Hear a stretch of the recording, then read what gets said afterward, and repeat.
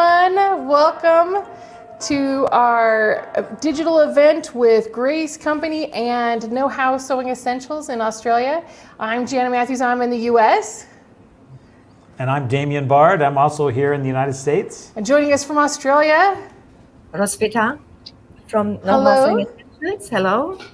And myself, Hans Martini. I'm in the sheds today. I'm Know How Sewing Essentials here in Down Under, Australia, yes. Yay, we're so glad to have you here with us and for us to be with you, because really this is your event and we just get to be a part of it. But we're so happy to have everyone here with us. We'd love to see where everybody's watching from. So if you can put a comment in, where are you watching across Australia or the US? We'd love to see that. Tell us where you're watching and what the weather's like there. Today, our weather here in Utah, it's very nice, beautiful fall. Temperatures just right. Yeah, and I had some rain this morning when I woke up and I went out to my car. It had some drops on it. I was like, oh, it rained last night. This is the best time of year. If you ever want to come to visit Utah and see the Grace Company, this is the time of the year to come. The fall, September, October is the greatest time of year. Looks like Belinda's watching from New South Wales. Welcome, Belinda. Belinda. Warragamba. Yeah. Wow, I love it, from New South Wales. Good. We have Kathy from Hillsborough, Illinois. Welcome. Looks like we have Norma from San Marcos, California. Oh, great. That's great. We have Tani from Bathurst. Welcome, Tani. Okay. Hi, Tony. Hi. Yeah. See, we have some more joining from our platform and from everywhere. It looks like we've got Jerry Newbold watching from Washington. Excellent. I don't know if that's the best time of the year in Utah. We here in New South Wales and Bowral and things, we got tulip time, we got springtime, and everything is blooming and flowering. So I don't know if that's the best time of the year in Salt Lake City. I think we got it pretty good down here. So yeah, so if you've got the beautiful flowers and all the springtime, I think I'd like to come visit there right now too. I think these 2 times, right? Like this is the best time for each of us, right? Yes, Welcome, correct. Roxanne from Kansas. Okay. Looks like we have, Jerry from Washington. We already talked about her. So let's see, anybody else a few from New South Wales. That's great. Well, awesome. Keep putting in your comments. Let us know where you're watching from. We love seeing you, see where you're watching from. It looks like PP from Jacksonville, Florida. I'm going to take that. It's hot and muggy right there. Yeah. Oh, yeah. There was the correction right there. Hot and muggy. Okay. Well, we'll stay in our respective Mittagong and Salt Lake areas. We don't want the hot and muggy right now, so thanks for letting us know. Avoid Florida, especially Jacksonville right now. We have Mari. It looks like Mari from Bungendore. I don't know if that's pronounced correctly in New South Wales. Yes, yes, Beautiful South Coast, yeah. That is Lynn, coming from New South Wales. Welcome, Lynn. Am I correct, Hans, that New South Wales is the biggest state? It's the most populous state and the biggest state in Australia? Maybe it's not the biggest geographically, though, huh? No. Western Australia is bigger. Oh, It's bigger than Texas, believe me. wow. So we've got Lorna here from Perth. Welcome. Talking about Western Australia. Yeah, That's Lorna, right, yeah. good. Western Australia, that's a big state. Yeah. Yeah. Yes. And then Welcome. we've got Bettina. Welcome from Tennessee. Glad to have you join us. We're getting a lot of great people coming in. So again, we just wanted to go over really quick everything that we're going to be doing for today and a little sneak peek for tomorrow. We wanted to talk about that. Keep putting in the comments where you're watching from. We'll continue to talk about that. One thing we wanted to talk about is our giveaways. Now, we have some fantastic giveaways today. These are for everybody that has pre-registered. So if you haven't had a chance to pre-register on the platform, pre-register. We'll put that link in the comments as well. That's how you can be a part of it. But let me just show you what the first giveaway. Now, this one has already been chosen from the pre-reg, but you can still participate for the other ones. But our first giveaway we're going to be doing is that 10-foot luminous light bar. That is fantastic. Lovely 10 feet, LED lights. It doesn't get hot. I love that because I'll be working and you don't have that light bulb feeling, while you're working on it. But it's a fantastic. It's a natural, product. it's a real nice natural light too. It's not harsh like those old tubes, those Yeah. fluorescent tubes that I think we're all familiar with. Yeah. And it's not hot either, as you mentioned. Well, and with the 10 feet, you can make it 5 feet, 8 feet, or 10 feet. So that's going to be our first giveaway. Our next giveaway later today is going to be our True Cut Travel Kit. A fantastic product. You can carry so much in it. It has so much in it already. You can put additional pieces in there. And then tomorrow, we're going to be doing our Free Motion Starter Kit as part of our giveaway. It's a fantastic piece. It's going to have all the things you need to get going on how to just starting out, right? Whether you're starting out with a long arm or you're starting out with your domestic, how to get started with quilting. It has all those pieces in there. And then we're also going to be doing that 8-pack finesse giveaway, 4 solids and 4 variegated. I love finesse. It's fantastic. It It's is. 100% polyester, 1,500 yard cone. Again, I'm going really fast over this. We'll talk about it more, but just quickly. And then our final grand prize is going to be the Cutie Bundle giveaway, where you get a cutie and the 4-pack of bungees, and again, that 8-pack of thread. So we didn't want you to miss out just because you didn't get a chance to win the thread. If you get the grand prize, you also get that as well.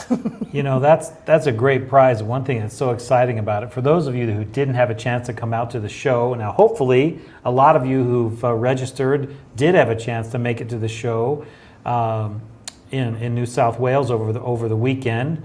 But if you didn't, you still have an opportunity to see that cutie frame, see how that works. Hans, we were visiting before the stream today, and it sounds like you had lots of people interested in that cutie frame. Is that correct? Correct. Yeah. We had it set up with the 16X Elite and with the domestic machine. It was quite a lot of interest, even with the short stitch Elite.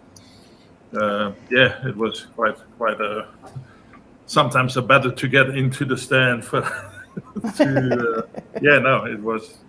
Attendance of the show was fantastic, and the interest on the product. So it is a fantastic product. It's an entry-level product for everybody who cannot afford or is not sure if they want to spend or have the room for a big roller frame. This is a fantastic product to get into it and quilt as little or as much as you want. Yes.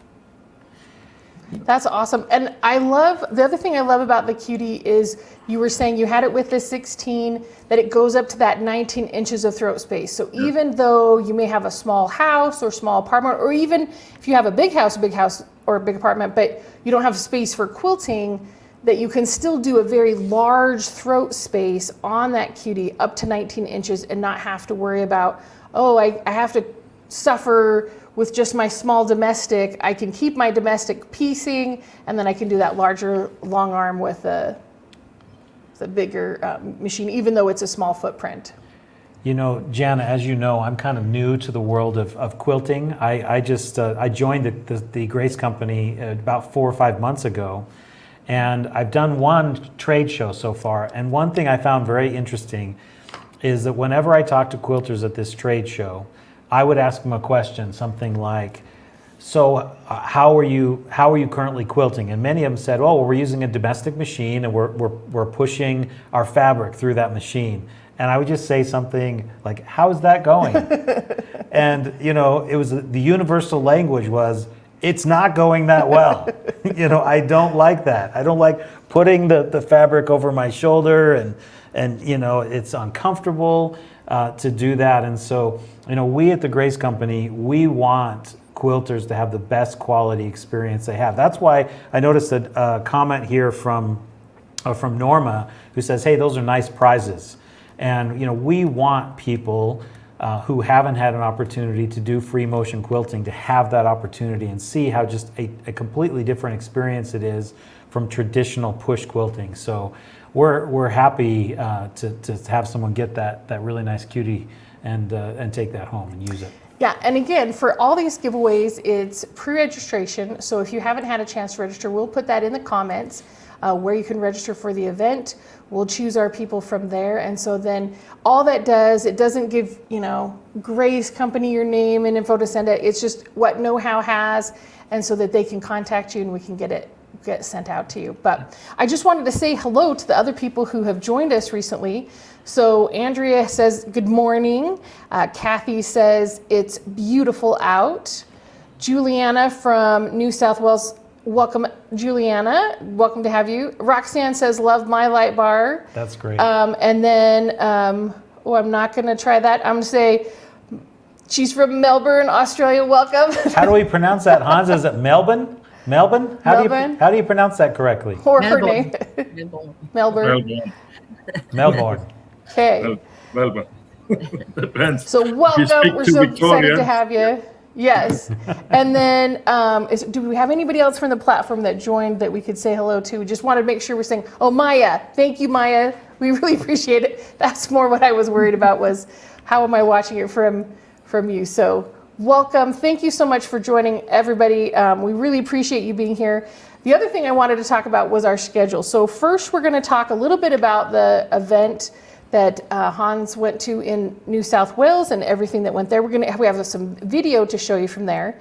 Then we're going to show the free motion starter kit. So Carla, she is our head educator here. She's director of education, and she's going to go through that whole free motion starter kit. So if you've been thinking, oh man, I am ready to start free motion quilting, but not quite sure if all these tools are right for you, you can see that. And if, again, anytime, any of the things that we have on our giveaways, if you don't win, contact Hans. He's happy to help you get into that item, even if you can't,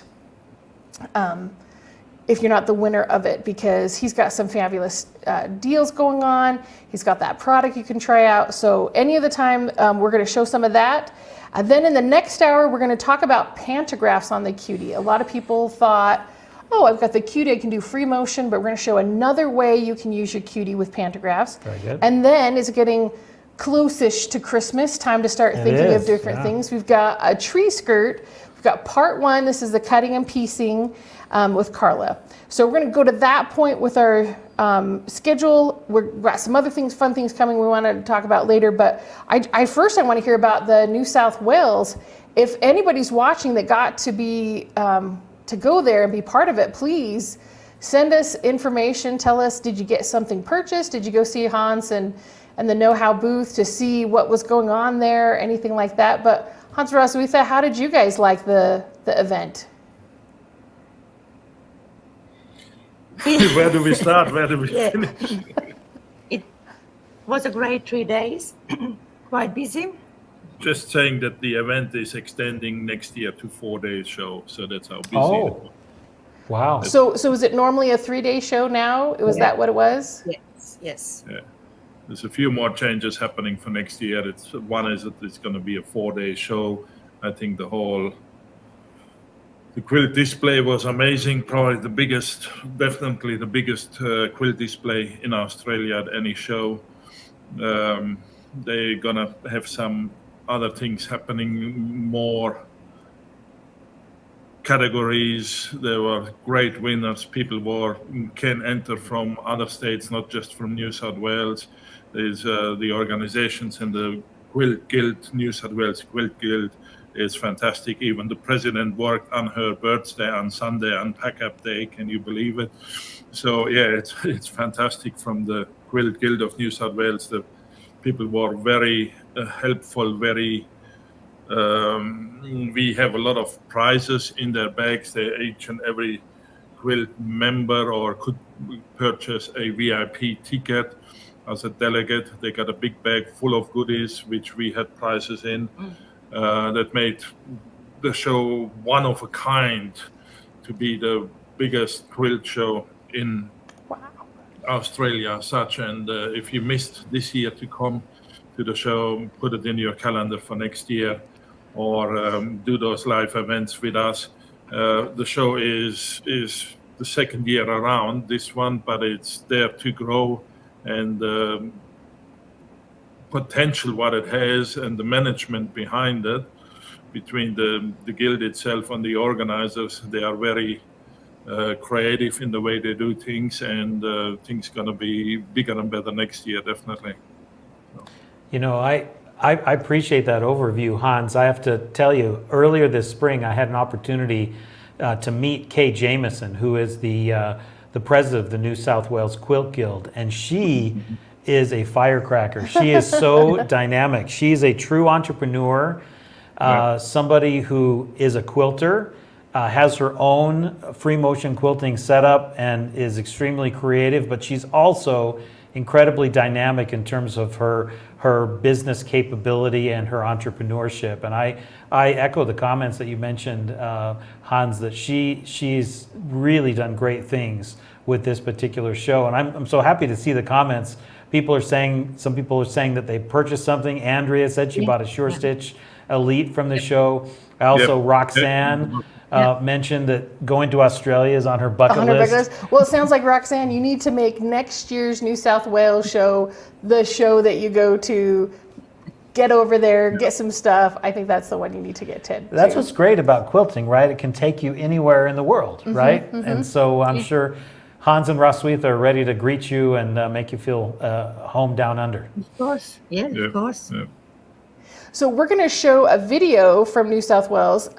So we just wanted to show this. So if we'll talk about it a little bit after, maybe Hans afterwards, you can explain if there was any questions we have. So we're just going to go to that right now. Should we say who was going to be in this video? I don't know who's in this video. video. I can tell you. You can tell me Actually, who's in this video. let's let Hans, I know who it is, but Hans is more acquainted with these individuals. So this is the quilt tour, Hans, that Shanna and Lizzie, maybe you could just introduce who they are and what they're going to be showing us here.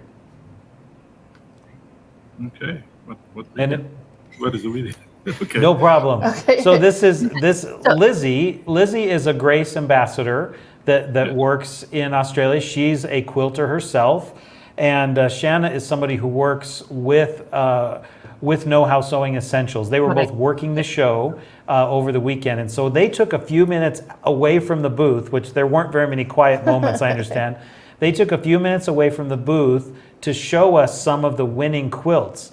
And the thing that was so impressive to me about this is some of the quilts that they picked were people that had made those quilts using Grace machines and frames and accessories. So I don't want to steal their thunder too much. We'll show that video, but that's just a little introduction. All right. Well, hold on. We'll just get there. Oh, Shanna. This is Shanna here from Know How Sewing Essentials. We're here at Quilts New South Wales Australia Quilt Exhibition, and I'm here with Lizzie Allen, and I'm here with Wendy, also from the Know How Sewing Essentials stand. We're going to have a quick walkthrough of some of the quilts so you can have a look. Morning everyone. It's actually another great morning at Quilts New South Wales. The weather's actually really great, and we're going to show you some of the quilts that are on display. There's a fabulous display this year. I'm actually really proud of this one. I did this one for Lady Di Jacobson. She was actually an amateur, so it's stunning. So she won second and a first for best use of colour, and I quilted it. So I got my first pink rosette. So really, really happy. Great. Wendy, would you like to show us the next quilt? We'll just have a look at another one here. So this one's Bridget Dual Medallion. This got a first. I'm not quite sure what the category was. What was the category? First place? Yeah, couplet. So it's not actually quilted. No, Yeah. it's just pieced. Yeah. But beautifully pieced, and the colours absolutely stunning. Hexagons and all sorts of different shapes. So that's another beautiful example. Thanks, Wendy. We're going to have a walk through now of some of the quilts, and Lizzie will just talk about a few as we go through. We'll just scan through most of them, and we'll stop at a few and have a talk about them. I actually like this. This is lovely. Yeah, look, I know it's a clan, but her spin on it was amazing. And I think the name of the quilt, Split the Difference, was pretty fabulous because it's literally split the difference. So beautifully pieced, beautifully put together. Why don't we wander around, and Shanna will just move the camera and show you some of them, hopefully not too fast. So I'll just scan as we go and just browse around. We'll head this way around the corner I actually here. liked this one. I thought this one was pretty cool. This one was colour trails. And you know, it was a bit sneaky because at first I thought it was a drunkard's path, and then you get up close and it's not. No, it's actually really, really, really lovely. So we'll follow Lizzie now as she goes around the quilts a bit further. The momentum one, because I thought the quilting on that was pretty amazing. I'll just scan at some of them as we walk past. That's another one that Di Jacobson did, the lady I quilted for. That one she actually hand quilted. So it's really, really stunning. So this one was hand quilted, and the previous one from Di was done on the Quinique 21 X Elite. Yeah. So actually, this has been quite an amazing show for the Grace Company because we've actually had 3 of us actually win who use. Great. Do you think you could show us another one of the quilts done on one of the Grace machines, Lizzie? Yep, I can. So yesterday we had Jan who came and saw us, and she won some prizes. But we're at the wrong end of the building to see hers. But we might head this way. We might see. Where's Jackson's quilt, huh? This way. This way. Come this way. Really big exhibition. So So have a look at some of isn't these. there? Look at these ones. This one This was is pretty stunning. amazing. As we walk down, we'll show you this one. This one was actually called Turkish Delights. Beautifully done. You can look at the workmanship in that. Yeah. Oh, it is. Isn't that It's stunning? And when you see it from a distance, it's one of those quilts that really makes you want to just walk up and have another look at it. Okay, so we'll head round and see if we can find Jackson's quilt. Oh, It's here a we bit. go. Here we go. Just scan the aisle as we walk so you can see some of the amazing.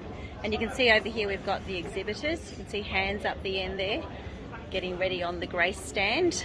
And down this aisle here, we have this one. So this was actually done by Jackson Cook. So Jackson is also a Grace ambassador here in Australia. And Jackson, he actually called the quilt Evolution Gone Wild. And Jackson actually did all the applique on the machine. Now Jackson actually also has a Quinique XL Elite, which he's really, really happy with. He absolutely loves it. And look, the amount of texture in the background is amazing. So it was actually a well-deserved ribbon for Jackson. So, and the colours, and he did a beautiful peri piece border. So it's actually a facing on it, on the back of the quilt, instead of a traditional binding. So yeah, he did an amazing job of it. So that's some of the quilts we've got here at Quilt New South Wales. As I said, we've got Wendy and we've got Lizzie here. And back on the stand we have Hans and Rosvita. And yeah, that's a wrap up from us here at Quilts New South Wales. I hope you've enjoyed some of the Quilts on display, and please feel free to come down and see us. Thanks.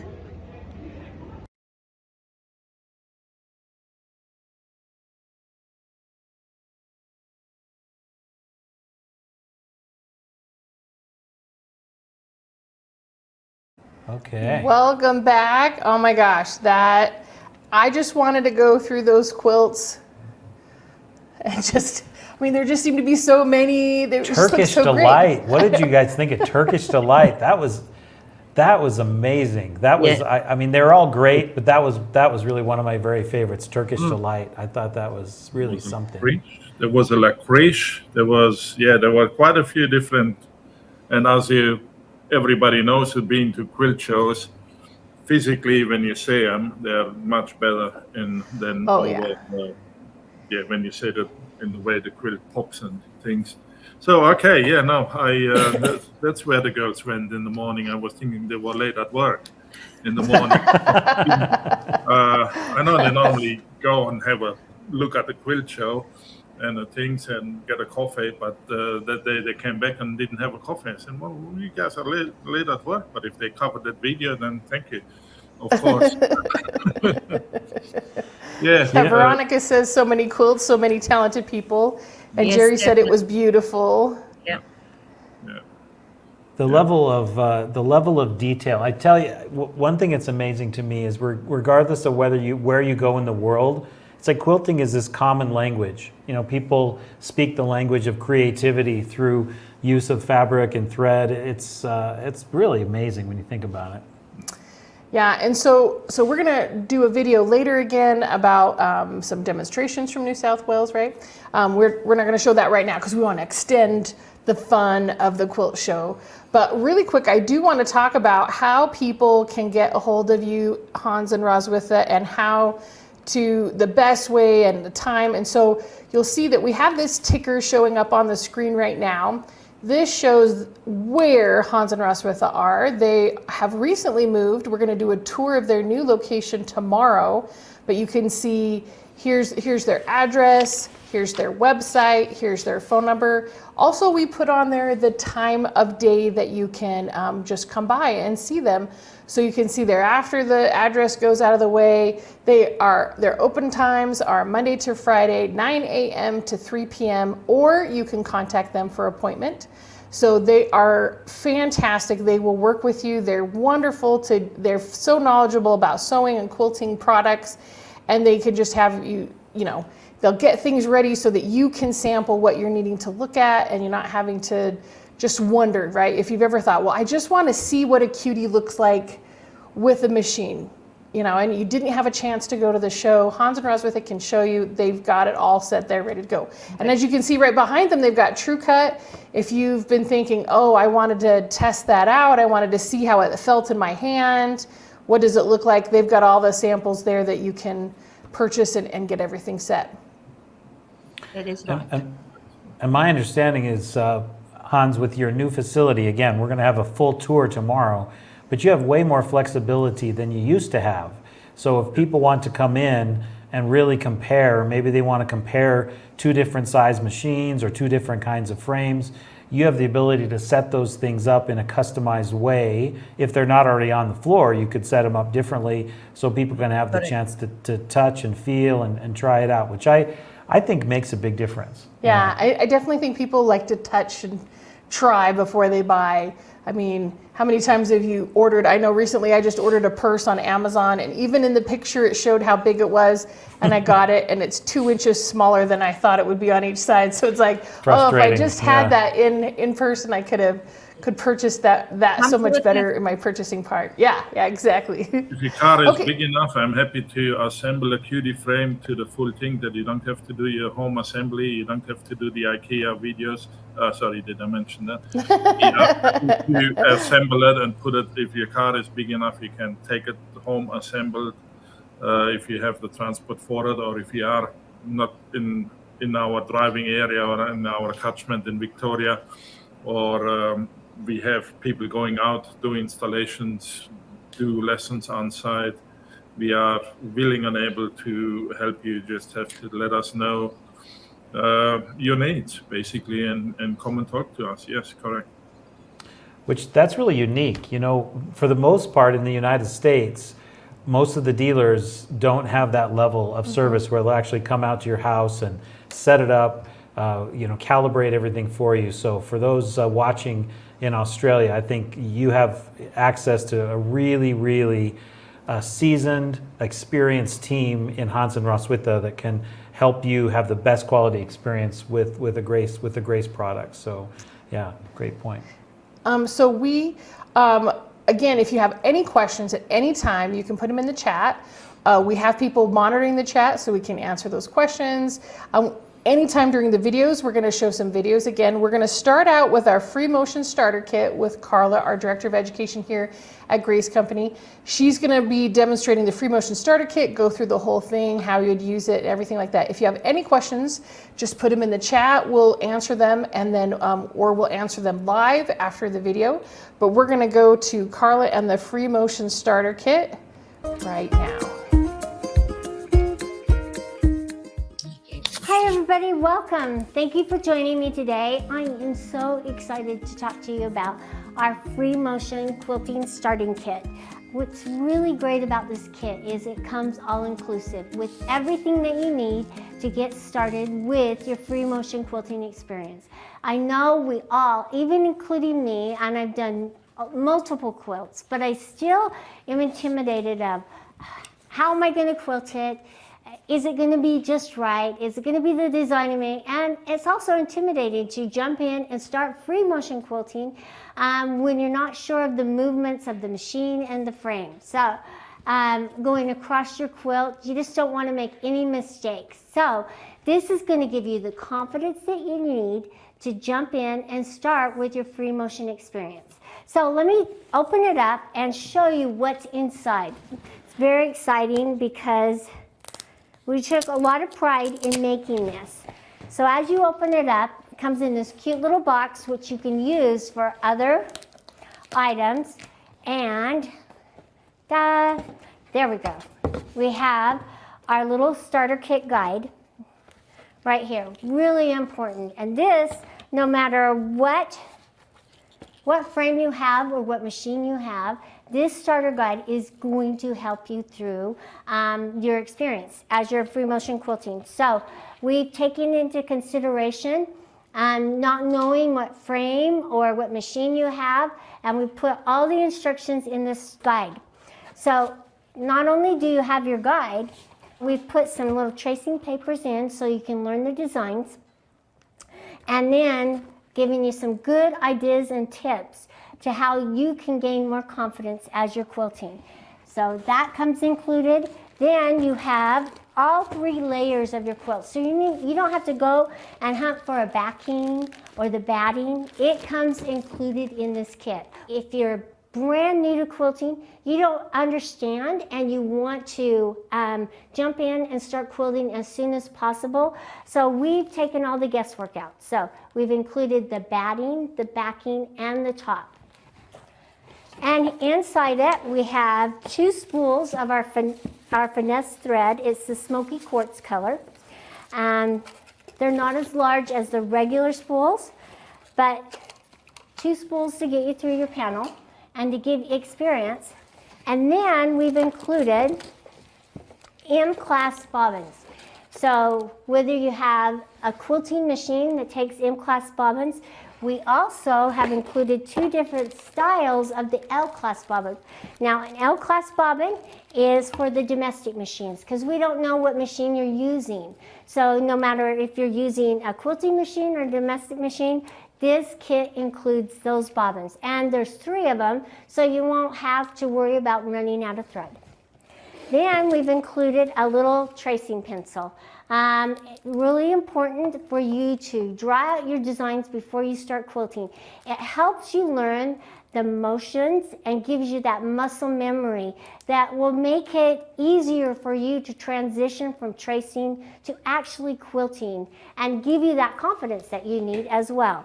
So it comes with that, and this is just a little pencil sharpener. And who thought, why would you need that? Well, marking, and it gives you the big one for the fatter marking pencils and a smaller one. So this is a really nice addition with everything that we have in here. This guide is just probably going to be your most helpful tool they have, because I can't be there to show you everything. This is our way of inviting me into your home and helping you through this process. So when we open it up, we have a message from Grace, and it says, "In a world full of options, thank you for choosing the Grace Company." And we really do truly appreciate you choosing us for your quilting experiences. It is our privilege to help guide you through this free motion quilting experience. We hope it will inspire you, your creativity, and spark a new passion. So yes, we're hoping to continue on our relationship down the road, and that this is just a small part of your quilting experience, and that you just grow as a quilter. Then when you open up to the next page, this is a really important page to read because it talks about the guide and how it was set up. So make sure that you read through all the instructions. I know sometimes they can be a little boring. We tried to take the boring out of it and make it a little exciting so that you can jump in and start quilting. But when we start skipping steps and not reading the full pattern, that's when we start making mistakes. And so make sure that we're reading it. In any design or any pattern that you use, it's really important to read through the instructions first and then jump in and start going through the motions. So that's how we developed it. And so right here on this page, it just talks about your materials, your pre-quilting checklist. So this number 1 on this materials, it's going to go through each of the materials that I just showed you. Then the pre-quilting checklist, really important. It's always important to make sure that your machine, your frame, and you are set up for the best experience possible as you're quilting. So this pre-quilting checklist, really important, and it'll help mark off all those little items that can stop you or interrupt you and you have to fix. So really important. And then it talks about attaching your quilt to your frame. So like I said earlier, no matter if you have a rolling frame where you're rolling the fabric on or a hoop frame where you're shifting the fabric, we've given you instructions on how to attach your quilt or the panel to give you that free motion quilting experience. And then we talk about tips and tricks that you can use to make that experience even better. So that's what Start Quilting is all about. And if you will follow these steps in this guide, you will have a fun experience and look forward to the next project. So right here, we talked about the different styles. So whether you're using leaders or a Fabrifast system or you're using clips. We have ways to attach the quilt top and the panels to your frame. So follow the instructions and move through it. And then we talk about the different styles of frame. Right now we have 2 different styles of frame, the hoop frame and the rolling frame. We talk about what the definitions are so that you understand what frame you have, and then you can turn to the page and start working on it. So we have the hoop frame, so we're going to turn to page 20. You can skip the rolling frame. You don't have to go through all those pages. So we're going to move to page 20, and then we're going to start attaching it. Now it shows you 2 different ways, whether you have the leaders or without the with leaders and without. And that's what you're going to do. So let me get my quilt attached to my frame. I'm not using leaders today, so I'm going to follow this method. So I'm going to lay out my quilt, my batting, my backing, and my top, just like it shows in this, because we're all new to quilting. So we want to lay it out and follow it. And these, by rolling it up and unrolling it on top, will get less wrinkles. So just some important tips that you can follow, or you don't have to. It's totally up to you, but the first time I would follow the instructions. And then after that, make the system or how you want to put your quilt on your own way of doing it. That's what we want. We want to give you tips and tricks, and then we want you to quilt the way you want to quilt. So let me get the quilt on, and then I'll show you how to move on through the process. Notice I have kind of rolled it up, kind of sandwiched it together to bring it over to the frame so it's easier to handle, so it's not dragging on the ground, okay? So this is my top, okay? Because this is where the Grace Company logo is placed, so I know that this is the top of my panel. So when I bring it over to my hoop frame, I'm just going to lay it right here and unclamp my clamps. I like to keep my clamps in place on my frame so that I don't have to hunt around and find them. So when I'm done quilting, I'll just reclamp them in place. I don't have to put the bungee straps on them, but I know where they're at. Okay, so for this part, I just want to take my little quilt sandwich, okay, and I'm going to put it under the foot of the machine and bring it back behind and then up and over on to my take-up pole. This pole here, any pole that goes through the throat of your sewing machine is known as your take-up pole because it is the pole that takes up all the layers of your fabric. And that's why it's called the take-up pole. Okay, so I'm going to adjust it. I want to make sure that I have an allowance because I have this little space right here for my quilting to tack it down. So I don't want to get too close to this. So now I'm just going to place this and I'm going to start placing my clamps on. And then because it's not so wide, you can make any adjustments that you need, okay? Because you won't have to shift or move your quilt on this panel. It's just going to make it that much easier. Notice how it fits on the cutie frame? All right. So now I can make sure that all my clamps are in place. I want to make sure that all of them are in place, because if you miss one, you'll notice that you have, because it'll get caught on the machine and the carriage. So, and it can throw off your stitching. So just make sure that you have it clamped in place. And even if you don't have fabric over here, make sure that this is up out of the way as you move your machine. Okay, so now I'm going to take these two clamps, these front clamps off. And then I'm going to kind of undo my quilt just a little bit, okay? Because I want to make sure that everything's nice and straight as I've brought it over. And we're free motion quilting, so you're okay if there's little inconsistency. But I always like to use my panel or my quilt top to kind of make sure that it's nice and straight, okay? So I'm going to use this line right here and kind of make some adjustments, okay? And now I'm going to take my front clamp here, making sure that my sandwich one side on, then the other. All right, now notice that. And then I'm just going to kind of turn it to get extra little tension. See how that came up? And now I have a little slop right here, so I could use my bungees, or I can just unclamp it and maybe tighten it up just a little bit more. But you want to do both sides again, okay? Just make sure. Totally up to you. All right. So now I'm going to take my bottom fabric and I'm just going to kind of roll it up. And as you can see, it kind of rolled up by itself. And I'm just going to roll it up. And then I'm going to put my little clamps into place, okay? And this one doesn't reach, so I'm just going to bring it up around and clamp it anyway, so it's out of my way. This one right here is going to clamp. And if you have to adjust, make sure you're adjusting, because that's what they're there for, is to adjust as you quilt. So as this side gets smaller, you'll have to adjust them. Okay, now it's up out of my way so I can start quilting. All right, so let's talk about the thread and threading the machine. Okay, so make sure you're going through your pre-quilting checklist and marking off all the checks.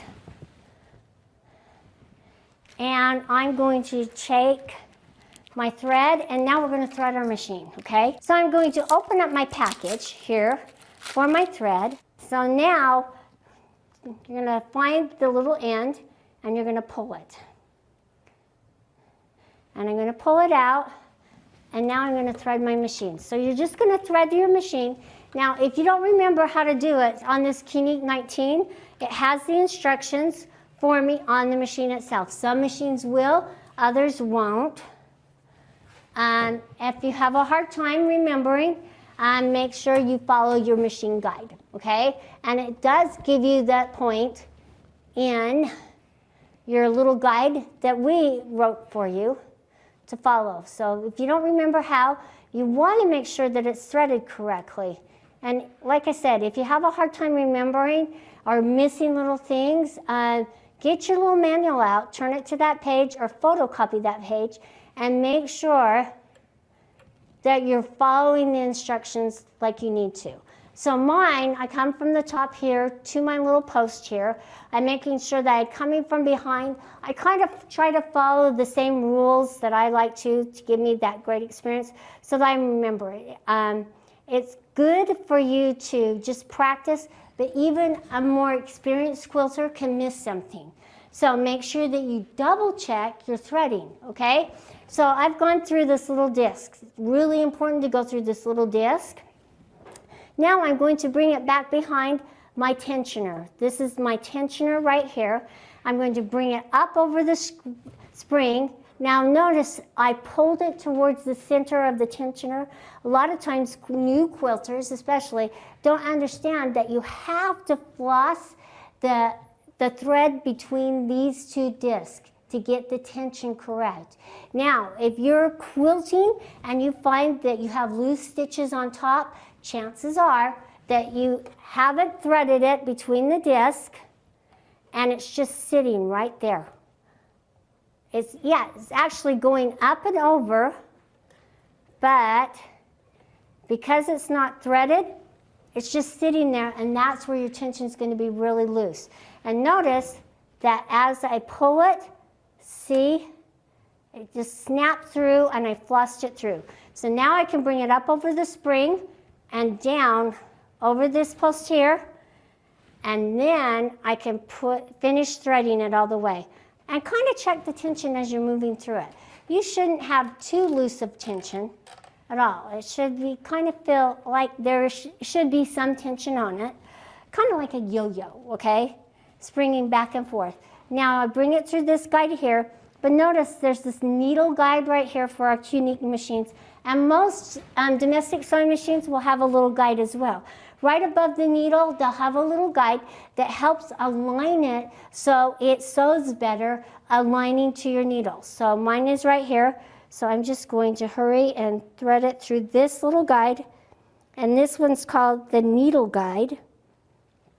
And then see how that's straight above the eye of the needle? And then I'm just going to thread my needle and change out my bobbin. Okay, now I have this nice long tail. So let's talk about changing the bobbin. Make sure that you're picking the bobbin for your machine. Mine is an L-class bobbin because I am actually quilting with a quilting machine, and it takes a larger size. Move your machine off to the side, okay? And then just pull it out of the way. Now, a lot of the domestic machines, they will have where you change your bobbin on top or right here underneath. Mine is underneath, so it's really easy to change. So I'm just going to pull my bobbin case out. All right, so now we're going to put the bobbin into the bobbin case, okay? I've taken mine out, and I want to make sure on domestic machines, most of them turn counterclockwise. So if you are not sure what direction your bobbin should turn when it's in the case, look at your instructions and read about it. It's really important for you to get better tension and better stitches to put it in correctly. Now, on most of the long arm quilting machines, it will turn clockwise, okay? So I want to make sure that that's the direction my bobbin is turning as I'm quilting. So I'm going to just pull on my tail, and this is how you tell. Pull on your tail, and it's supposed to turn the directions either clockwise, the directions of the hand on the clock will be moving, or counterclockwise, depending on your machine. So mine is clockwise, but look, it's pretty tight. I'm going to just loosen it just a tad, but it's probably okay. I'm just going to loosen it just a little bit, okay? Remember, it's lefty-loosey, righty-tighty, and I want to turn it to the left just a little bit. And there, it feels a little better, okay? So when I put it in, and this is true on any machine that you have, when you're putting the bobbin case in, if you do not hear it snap into place, then it's probably not in the hook, all right? So when I put it in, I'm going to listen for that snap. Hear that? If it did not snap, take it back out and reinsert it to make sure it's inserted properly. Now I'm going to close mine, and you'll just close up your door, and you're just going to move it to the center. And now we're going to kind of test our tension, okay? So I have my quilt all set up and ready to quilt, but I want to practice my designs first. So that's where I'm going to tack it down, and we're just going to practice our designs. So let me turn on my machine and tack it down and look at my tension before I start quilting. So I'm just going to turn it on, pushing the on button. And just kind of check out the tension. And I'm going to stop when I get up here and just kind of feel underneath. looks pretty good. Now I'm going to look at my stitch size too. I probably didn't want it 12 stitches per inch, so I'm going to just kind of take it back down to 10. And this is your chance to get to know and understand your machine. So play around with it. Try the different settings from regulated precise to manual mode. And now if you're quilting with a stitch regulator, you'll have that opportunity. But notice how my stitches look just a little bit bigger now, and I really like that. And I'm going to kind of practice my loops, kind of play around with your quilting style while you're tacking it down. Here's a chance to kind of have fun. And what I'll do is just kind of get the wrinkles out. I'll kind of push it in that direction. So let me cut my thread, and I'm going to turn it this direction because I didn't get that little extra tension that I wanted. Okay. So one important step that's really extremely important before you jump in and start quilting is to practice the motion of the designs. And how we're going to do that is we're going to trace. And then once we've traced, we're going to actually try our free motion with our hand movements by just drawing. And then once we feel confident in our abilities, then we're going to go to the machine.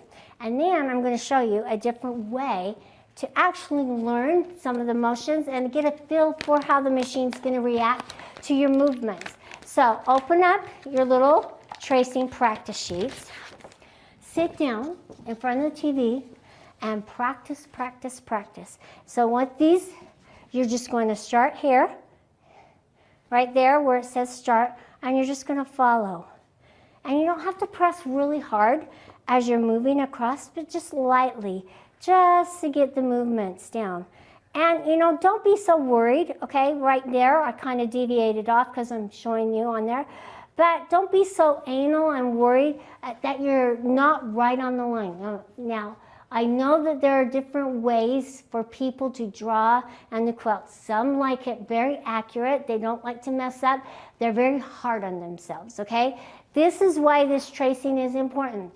These are not actually quilts, okay? So you're allowed to learn and make the mistakes on the paper before you jump in quilting. So take a deep breath and just enjoy moving. And notice how it's up here. So I just kind of want to make it just kind of, and just practice. And now I'm going to start at the top again and just trace and trace and trace so that I get the height and the movements across my quilt. And you're going to try, and it's kind of a little difficult. When you're sitting in front of the TV with something, a hard surface behind you, it's a little easier, and you can be a little more relaxed than I am. Try not to pick up your pencil. Try to make it just one fluid motion all the way across. Now, this next line here has a little variation in it, and that's what's so fun about quilting. You can change it up so you're thinking more. I mean, this will make you smart. I'm not kidding. It's going to really help that brain activity and get those creative juices going. So you want to start right here, and we want to go up and around and do our loop. So if you want to just kind of trace, when you're not actually tracing, just follow the movements and try to get an idea before you actually start tracing. Go up and around, and see, I wasn't exactly on, but I'm not worried about it. It's a little harder showing you here, but it's so much fun. And just keep going over and over it again. Okay, by the third or fourth time, you're just going to be that much better, okay? But we're going to change it up again. We're going to give you, so we're going to give you this line here. You're going to practice it, but then we're going to have a variation of that design where this circles up, this circles down to get that brain thinking. We don't want you to get comfortable with the same old, same old. We want to challenge you, and we want you to learn to love quilting, and challenges are a really important part of quilting. So if you're comfortable with the same old design, it's time to learn a new one. So this is your trace practice sheet, and we've given you several. and we've given you the designs to use. So practice, practice, practice. Now, do you have some blank pages so that you can fill them in and see what your designs look like?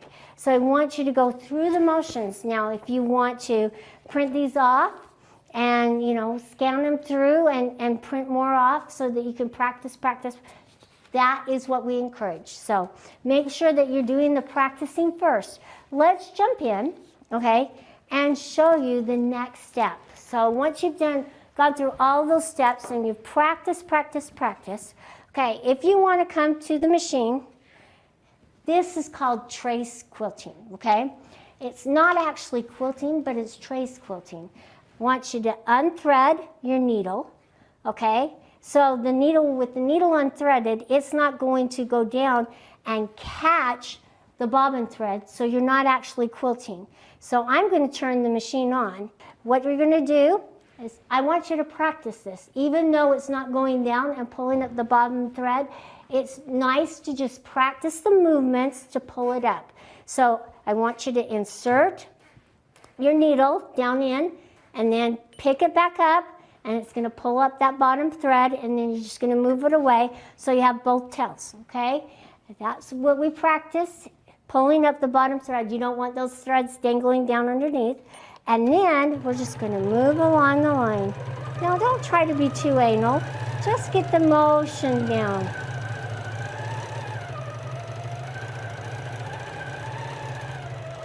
It's not perfect, but you're just going to keep moving across. Sorry, I had to move my feet.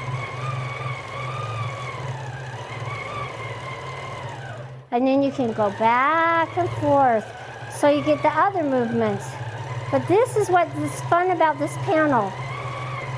You can practice, and then you can thread it and start quilting. Now, I know I'm running out of time, but I'm really going to encourage you to get this kit. It's really going to help you, and it's going to give you those tips and techniques and that confidence that you need for free motion quilting. Free motion quilting is so much fun, and there's so many avenues to explore in quilting. I just want you to have the best experience possible, and with this kit, it's going to enable you to jump in and start quilting quicker and faster and the way you want to. So thanks for joining me, and I'll see you next time. Take care. Bye-bye. Hi, everybody. Oh my gosh, Damien, I had the best time watching that, right? It was fun. Yes. I love the part where she said, like when I watched that, was something that I hadn't thought of before, was that your tracing with your hand is the same as moving your machine.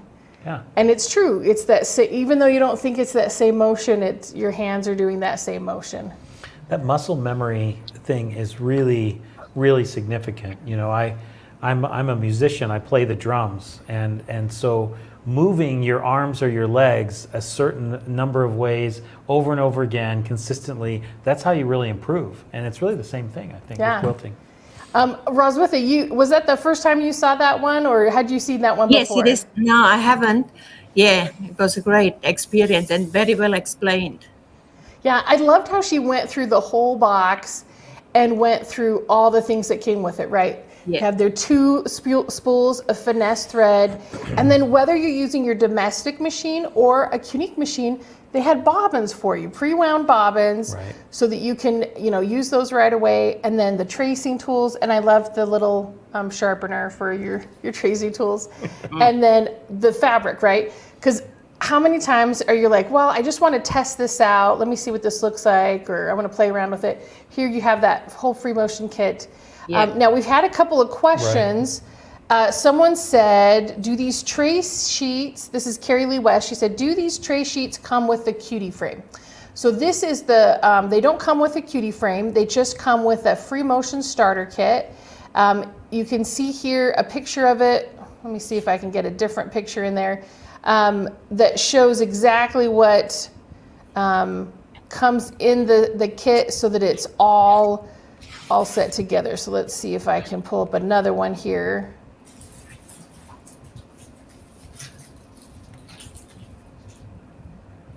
Maybe I can get to it. But yeah, so all those pieces come directly from inside the kit. It's not specific to any one frame or any one machine. So whether you have your machine is a domestic machine, or if you have a long arm, both of those are available to view it. So I'm going to share this here. This is Know How Sewing's website. You can see right there. We also had other people asking if it is going to be how much it's going to be. We have, it looks like it's going to be $225. There's the starter kit. All set. And then here's the different pieces. Yeah. For this event, there will be 20% off. Oh, okay, excellent. Great. So that's your Great price. other pricing there, so you can see all that stuff. So yeah, so everything that's available, we've got that on there. So again, if you have any questions, if you're wanting to buy it, if you had any other questions, someone else asked. Oh wait, wrong one. So you don't recommend to tack the layers together. So that question Veronica had came in at the beginning of the video, and then you'll notice towards the middle of it, Carla did tack down those edges, and she even did a little loop-de-loop while she was tacking them down so she could test her tension while she was doing that. So yeah, so I think that was all the comments that we had come through for that.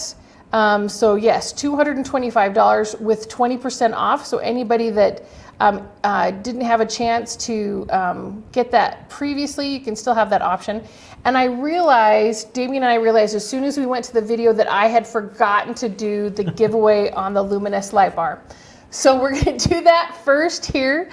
So again, all our giveaways are people that have pre-registered for our event. And that's, we do a random generator and how they're pulled. So we have our 10-foot Luminous light bar. Again, this can be done in a 5-foot, an 8-foot, or a 10-foot configuration for whatever fits your area. And technically that 5-foot could go to 6 feet if you stretch the position of the screws just right, or 11 feet again when you set it up for the 10-foot. So, okay, so we've got that person ready to go, got the random generator. So drum roll, please, Mr. Drummer. And whew, Lorna Peterson, congratulations. You are the winner of the 10-foot Luminous light bar. Roswitha will get your information together so we can get you all sent out. We have your email and contact, so she'll let you know, we'll get your email or your address so we can get it out to you. Or you can come pick it up at Know How Sewing, because they'll be loving to show you how to put it together. Or, you can see one there in the background. I noticed there's a Luminous light bar right behind Roswitha there. Yes. That's the 10-foot all set up. So yeah, congratulations. Now, we also had with our Free Motion Starter Kit video, we have a winner for our Free Motion Starter Kit. So again, that is the Free Motion Starter Kit. It's got our bobbin, it's got our, I'll have Roswitha show it right there. That's the size of the box. It comes with the batting and top and bottom with thread and bobbins and everything that you need to get started, and those tracing pieces. So drum roll again, let me get that loaded up. Okay, congratulations, Belinda. From Warragamba. Congratulations, Belinda. You are the winner of the Free Motion Starter Kit. So again, Roswitha will reach out to you and get that all set out so we can be all ready to go. I'm so excited. This is so much fun. I love giving away stuff. Roswitha, where is Warragamba? Tell us how far it is from your... From Mittagong? Yeah, from Mittagong. Hans is the better one. Hans is coming. Warragamba He's is the address, yeah. a suburb out of Sydney, between Sydney, Western Country. Warragamba Water Dam is probably the biggest water dam for Sydney, holds all the water base for Sydney, like your Hoover Dam. Wow. Okay. It's and they're increasing it. Warragamba is an hour southwest of Sydney, pretty much. Okay. Yeah. Sounds like it's an Beautiful. important place for Yes. people to have water. That's good. Beautiful spot. Congratulations, Beautiful spot, yes. Yeah. Now, again, anybody that didn't get a chance and wasn't part of the winners, again, we talked about that 20% off. So you also can have that free motion starter kit. Don't wait. You can use it on domestic machine on your frame or push quilting. You can do it with a long arm on your frame. You know, don't wait if you thought anytime, you know, this is a really good thing I might want to get at some point. Don't wait. The 20% off will last only through till tomorrow or through Wednesday? Till Wednesday. Through Wednesday. So you don't want to miss out. Don't wait till Wednesday at 5 o'clock. Thursday our time, Wednesday your time. Wednesday my time, Thursday your time. Yes. Wednesday is tomorrow here. Yeah. Okay. Wednesday is tomorrow here. So don't wait and think, oh, I'm going to do it, and then at the end of the show you've missed out. So definitely take advantage of that. So our next event that we've got coming up, we've got our pantographs on the Cutie. Now, we just saw about free motion, right? That's you moving the machine around, and pantograph work is a design that you have on the back side of a frame that helps give you some other ideas. I know I love pantographs because they just give me that other thing I can do besides what's in my head. Yeah, it will get your creative juices flowing a little bit, I think. Yeah, so we're gonna go to that now. That's the pantographs on the Cutie.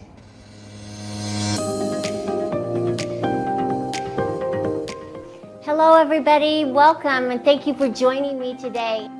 Let's jump in and let me talk to you about pantographs. So, pantographs are a long design that go from one edge of the quilt to the other, and you can use a pantograph for a border or sashing on your quilt. But today we're going to talk about edge-to-edge designs from working from one side of the quilt to the other. And we're not using the automation. We're going to use the laser and paper patterns. But I want to talk to you about the different styles. Now, all these quilts here have been done with the automation, but I want to show you the different styles of using pantographs. So this one here was done on a hoop frame, and the automation is very intuitive, and it tells you where to shift your quilt from one side of the edge of the quilt to the other, so you don't see where I started and stopped. If I was pretty good. Now there are some dangling threads. Those aren't part of the quilt, just FYI.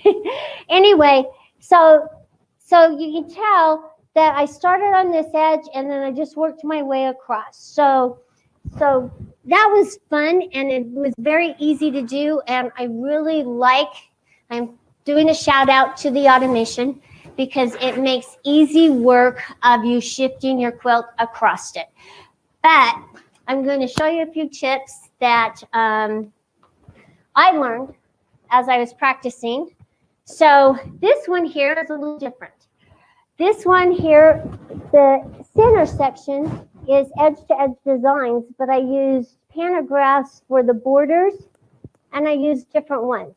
So that's kind of a fun one, showing you the different ways of using a pantograph on your quilt in several different styles and ways. And now this one here is just one big long, and I really like this one because it's kind of a fun one. It's just one edge-to-edge design from one side of to the other. And it's really fun on the back as well. So you can see that the circles going across. And the reason I use circles, let's talk about patterns and designs, is because there are a lot of straight angles in this, and I thought that the circles would set it off really nice. So when you're looking at a pattern or design, depending on which frame you're using, it's really important. If you're using a hoop frame, you need to remember that you need a pattern that's it's spaced a little bit more and not so dense. So let me just show you a couple of patterns I pulled off the internet. And there are places to go that use some of the websites out there, like Wasatch Quilters or Urban Elements. They have free patterns that you can print off. But be careful, because you want to look at the patterns and designs and make sure that they will work how you want it to work. So let me show you what I found, okay? So I paid for a couple from Ambright, and one of them was this primitive hearts, and I shrunk it down because I'm using a smaller machine. So the throat space of your machine really determines the size of the pantograph that you can quilt, because you don't want to hit the back of the machine and throw off your design. So make sure that when you pay for a design, that you're able to shrink it down to the right size that will work with your machine, or you can expand it to make it even larger, okay? So this one here is one that we're going to use today. And the reason I picked it is I tried several, okay? Because it has a little bit more spacing. And so as you're shifting on the hoop frames across, you need a little bit of give in case you don't get it exactly straight. So choose a pattern or design that will accommodate you not getting it on exactly straight. So that's why we're using this primitive hearts. Now, this is one also that I paid for, but it's a little more dense. So if my shifting and my clamping was a little closer together, it might cross over and run into each other. So watch out and be careful. And if you're a beginner, it's not as easy as it looks. It does take practice, but it's so much fun. So make sure. Now, this is one that it was a free design from Urban Elements. And I didn't choose this one because it's so directional. When you print it off, actually, if you print off the freebies from Urban Elements, know that they print off in 2 pages. So just print off page 1, okay?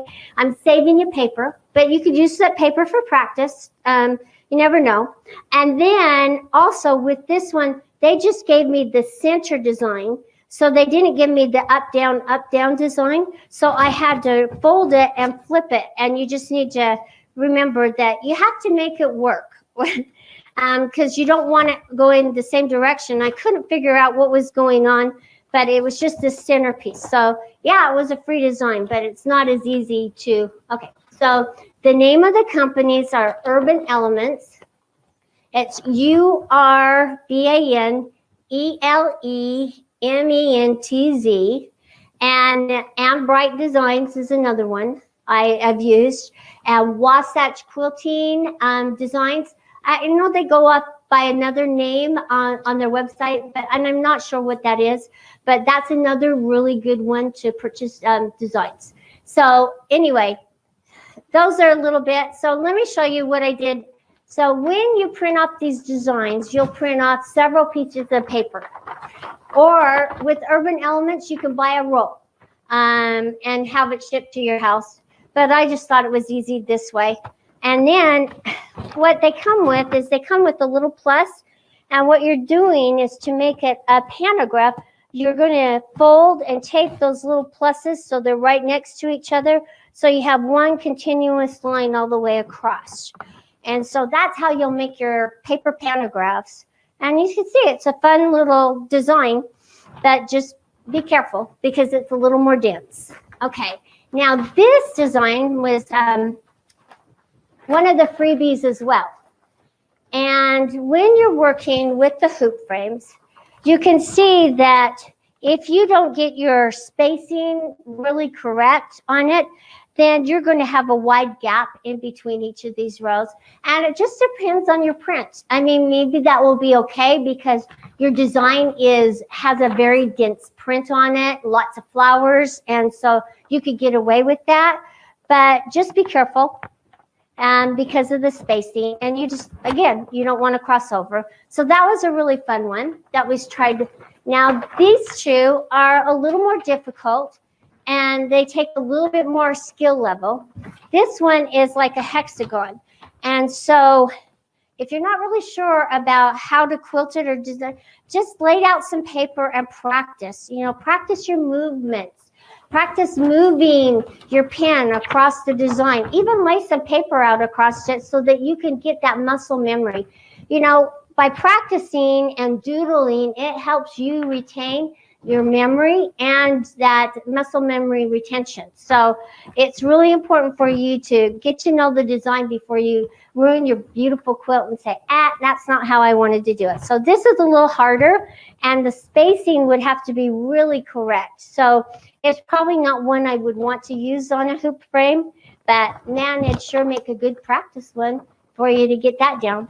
And then this one was a really fun one. I thought it was fun and cute. And it was just the little bubbles going up, down, up, down, up, down. So those are that's a little bit about designs and just making sure that you're aware. Now, on the stand-up frames, you can work from the front of the frames and behind.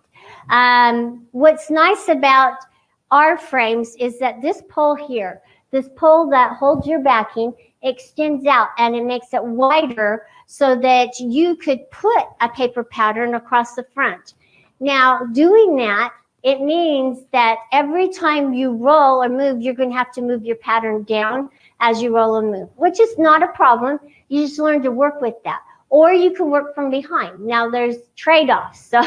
So when you're working from the front, you have to move your pattern. If you're working from the back, you won't see what's happening on your top. And so you'll be using the table, but you don't have to move your pattern. So you can just place your pattern down on the table and then you don't have to move it anymore. Okay? So, it's nice to try it and work both ways. And now with our machines, you can get laser and rear handles so you can work from the front or the back. And it's not that hard. And we're going to jump in and I'm going to show you on our cutie frame here. Okay, so notice that the cutie frame, it has legs today. It's not sitting on a tabletop, okay? We are going to have these legs. I was just in the showroom and I needed a testing area. So I just used the frame that I had available and the cutie frame with the legs that I was testing. And they weren't great, by the way, was what I was using. So they will be available probably in a couple more months, but they're not available yet. So don't worry, they're coming, but I just wanted to explain that. And I'm going to jump to the back of the machine. So you see right here, just let me explain what I did. Okay, so I started my quilt out. I started right here in the corner here, and I have quilted. So now I'm ready to shift and finish up my design going this way. I knew that we were going to run out of time, and I wanted to make sure I could get as much information for you that I could. And I know that there will be lots of questions. But again, I want to reiterate, just try it at home. It's so much fun. I mean, I was in the showroom here, practicing how to do it and how to move my quilt and explain everything to you. But as I was doing it, I had people coming in, setting up for the classes, and everybody there came and sat down and tried it, and they had so much fun. They said, oh, I want one. I want to try this. And so just try it. You don't know if you're going to like it unless you do try it. So this is my challenge to you, is to just try it and see how you like it. And then you're going to know, hey, this isn't for me. I like the automation, or I just like to do free motion, but it is a lot of fun. So anyway, I'm going to show you how I'm going to shift my fabric. And this is how I showed when I was doing the automation, how to shift the fabric. So I'm going to unclamp this clamp here and this clamp here so that I can shift my fabric, because these really lock it into place. All right, and I'm just going to lay them back here. So anyway, because I want to pull my fabric this direction, what I'm going to do is unclamp these two little clamps. I'm going to leave this one in place so that I can leave my needle down, because I don't want to lose my spot at all. And I'm just going to gently, and the only thing you're going to have to watch is these little elastic, because they can grab the carriage, and you'll be pulling along and going, it'll catch. So just watch them. And then I'm just going to pull it. I'm going to unlatch this one. You can unlatch it, but leave that into place and just pull it along and see how slick that is. So now what I want to do is just pull it Yep, got caught. I don't know which one of my clamps got caught right here. So excuse my behind. There we go. So I just want to pull it till I can finish it. So I'm going to pull all the way down to right here because I know that's the start. And when I get to the back, I'll show you my design and what I'm using. So this is another important thing. And I asked Courtney to remind me, but she's going to remind me to tack down my quilt. If you move off your quilt, okay, at all, which way am I supposed to go? Okay, okay, so that's okay. I look better half of me. Anyway, as long as it's my good half, that's important. Okay, so anyway, to tack down the edges of your quilt. If by chance you happen to sew off, your foot can get caught up underneath. And so I constantly forget to tack them down. So is that the one we're using now? This one? Okay. All right. Gotcha. All right. So anyway, what I'm going to do now is that I've got this locked into place. I'm going to just kind of slide it down. And I have my clamps. I just need to position it just a little bit more. Okay. And now I'm going to slide this down just a tad. And I'm going to replace my clamps really quick. Sorry, it's a lot faster when I'm not talking to you, so it's okay. It's all good. Just tell me to shut up and get quilting. All right. So anyway, and also remember you have 4 clamps up here. Make sure that you lock all 4 into place. If you forget, it will catch and it'll get caught under there and you'll like, what's going on here? So anyway, what I'm going to do is I turned off the stitch regulator and put the foot pedal on, and now I'm wishing I hadn't done that because I just need to sit back here and tack it down. So anyway, I'm going to hurry and plug it back in, okay? So just give me a minute or a second right here. And I don't want to plug that one in. I want to, okay, that's a different cord. So excuse me while I hurry and change back to my Sure Stitch because it will make it easier. I was going to show you how quick and easy it is. Now this cord right here goes into my Sure Stitch. Okay, so now I am plugged in and now I can use my Sure Stitch to move along the edge. And I am going to, so now I just wanted to show you, right here. Okay, so I want you to see right here. I have it so it's aligned right here. All right, and so now I can undo my needle, okay? And now I can move it, okay? So I can come back up here, and now I can just turn on my Sure Stitch, and I can just move along the edge.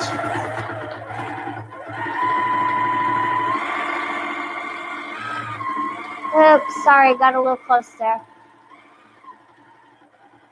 And we're probably not going to go all the way down, but I'm just going to tack it down.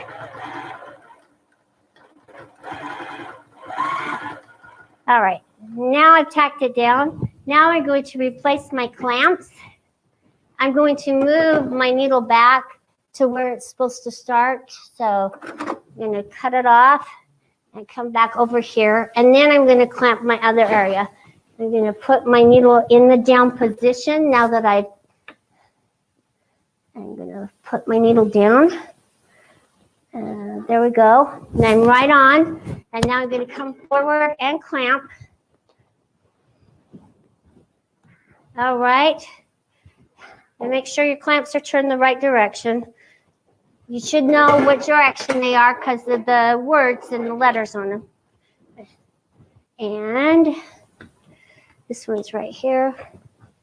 Okay. And so now I'm going to sit down and finish my design. And you can see I'm kind of off just a little bit, but it should be okay because the design is spread out enough. Sorry here. Now I have too many cords. Okay. Because my design's a little spread out here, it should be okay, because you can see that I'm a little off. But now I'm just going to turn it on and then finish following, and then I should be close to stopping about right here. But even if I've made my backing and my batting wider, so even if I sew off, it should be okay. So we're just going to use our laser, which is mounted here on this side, and I'm just going to follow my pantograph and finish it up.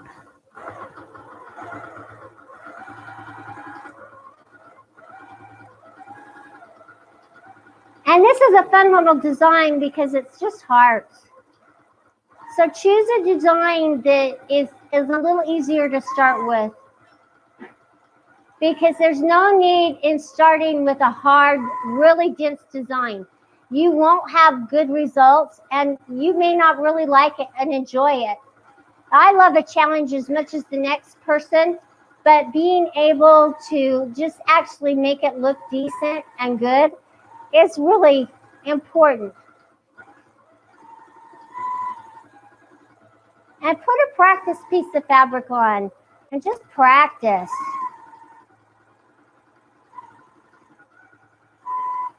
And it is therapy. So if you're mad at your kids, husband, wife, doesn't matter. This is your therapy. Go to your nice spot and just enjoy following the design with the little red dot.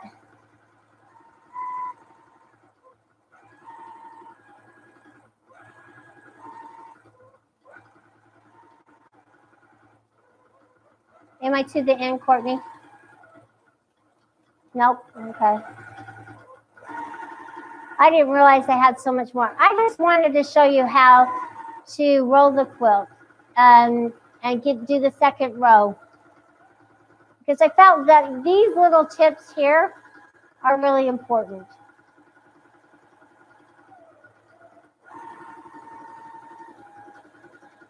And sorry you have to watch me quilt, but I wish you could be the ones quilting, but nana, I'm the one. I love quilting. Okay, it looks like I'm to the end, and I'm going to stop. Okay, so I just want to talk to you about this design here, okay? So how I started. This design here starts at the bottom and stops at the bottom. Some designs will stop at the top and they'll start at the bottom. So depending on how your design starts and stops, that's the direction that you're going to want to learn for your starts and your stops. So I adjusted my quilt when I wanted to start, and I made sure that I was on the very tip. So I had my needle in the down position, and I positioned my laser at the bottom here because I'm working that direction with the design. Now, if the design started right here and you were working this direction, you have to be really careful. So you'd have to measure this much of your quilt and start down here and work your way up and go back down. So really watch how the design starts and stops. That's really important. And because these are such even sections, I'm able to start and stop, and it's really easy to find my start and stops, okay? So now what I'm doing is I've ended my quilt, and now I'm going to roll it and start my second row. And this is really important, okay? Because this design has a start and a stop point at the bottom. I can move my machine to the very lowest point in the pattern, and that's what I want to do. And then I want to move it back and roll it up. So I'm going to show you how I did this and how it comes out. You know, if you roll it further than that, you're going to have too wide of a space. So you just want to make sure, and I'm going to show you how using the hoop frame to make sure that your design is going to work. So what I'm going to do is now you can lock your stitches, that's fine, but I'm off the edge of the quilt. So right now I can just cut off there and put my binding on. All right, so I'm just going to cut and now I'm going to move to the very bottom portion of my design. I'm going to put my needle back down in place, okay? Now I can roll it up, and so are there any questions while I'm rolling? Okay, so let's answer a few questions first, okay? Okay. Yes, this same method works on the Q-Zone queen frame, the Q-Zone hoop frame, any of our rolling frames, okay? You're just not shifting, if you have a rolling frame, you're just not shifting the fabric from side to side. You're just rolling it up. So this same method that I'm showing you and finding your spot and rolling it, that's exactly what you'll do. So you'll find your lowest spot and roll it up on this end, like we're going to do this one, and you'll start. So that's how you will do this. So anyway, is there, yes, my placement guide right here for the laser. So I'm not exactly sure what you mean, okay? You kind of make your own placement guide on your pattern, depending on what design or pattern it is. So that's why if you're working from the back or the front, you'll either need to pin or position it, and then you need to mark your start and stops. So if you notice that I have a starting and a stop point, but the pattern's so easy that I can stop it along the way in each section. So if you have a hard time with a pattern that's really dense, finding a start and stop point, because this one right here, let me just show you. You just want to make sure that you're starting and stopping so that it's nice and cohesive. So you'd start here and you'd stop here and keep going all the way across. So anyway, let me unclamp it, let me shift it, or let me roll it. That's what I'm doing. Okay, so I'm just taking these two clamps off first. Now to shift it, it's easy because you have these clamps that you can keep one in place. When I'm rolling it, you're going to use your sewing machine to eyeball it so that you're not going to be too close to your clamp. But anyway, we're going to take this off. And I know we run out of time because there's a lot to cover. But anyway, now I'm going to kind of, this is what I'm going to kind of do. I like to take my hand and push it down to see how much area the clamp's going to take up. And I can know that I can just go back just a little bit more and push it down. And because I don't want the back of my machine to hit my clamp. I want to leave some of my designs showing, okay? So that looks like it's pretty good, okay? And so I'm just going to take this clamp here and I'm going to clamp it back into place and just kind of look at it and make sure that there's enough showing. And yeah, with my design and everything, that looks pretty good. And that's why I shrunk down the design as well, because I didn't want to have a design that didn't fit within the throat of my machine. So I shrunk it, which I wish I could do to my hips. And it doesn't work. So anyway. All right, so now I'm just going to remember that I am going to reclamp this back into place and using my elastic clamps. Okay, and all right, and here we go. Now, remember, because I'm not going to be sewing up the edge, I'm not going to be really worried about this, okay? So I'm down at the lowest part of my design, and so I'm going to come back here, okay? And I am just going to, well, okay. If you look from the back here, you'll notice that my dot is off my pattern, okay? So now that I've got it on, what I want to do is I want to shift it so that it's back on my pattern, okay? So I'm going to unclamp this just a little bit. And you think, why are you fussing with it so much? You know, it's just kind of important. to fuss with it a little. Now I'm getting a little closer. I just want to pull it just a little bit more. There we go. Now I'm at least on, so that's within my fudging area. So I can fudge it just a little bit. All right. And now that I've done that, I want to take this off and I want to move it. So I'm going to start where I stopped on this one. And I'm just going to fudge it just a little bit and pull it. All right. I'm just going to pull it so I can see my pattern. And then we're just going to take off and go. There we go. Exactly right. Okay.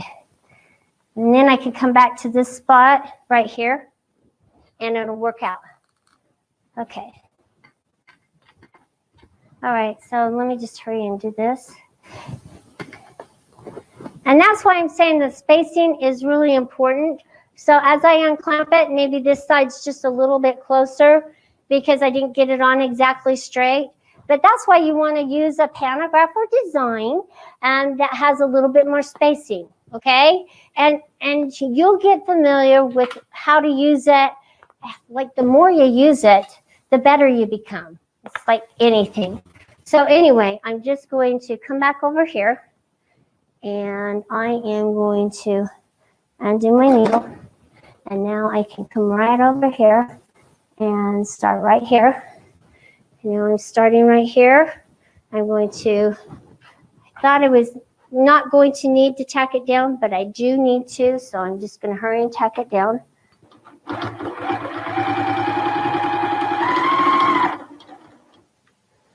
Okay. And, oh, it didn't even tack it down. Did I run out of thread?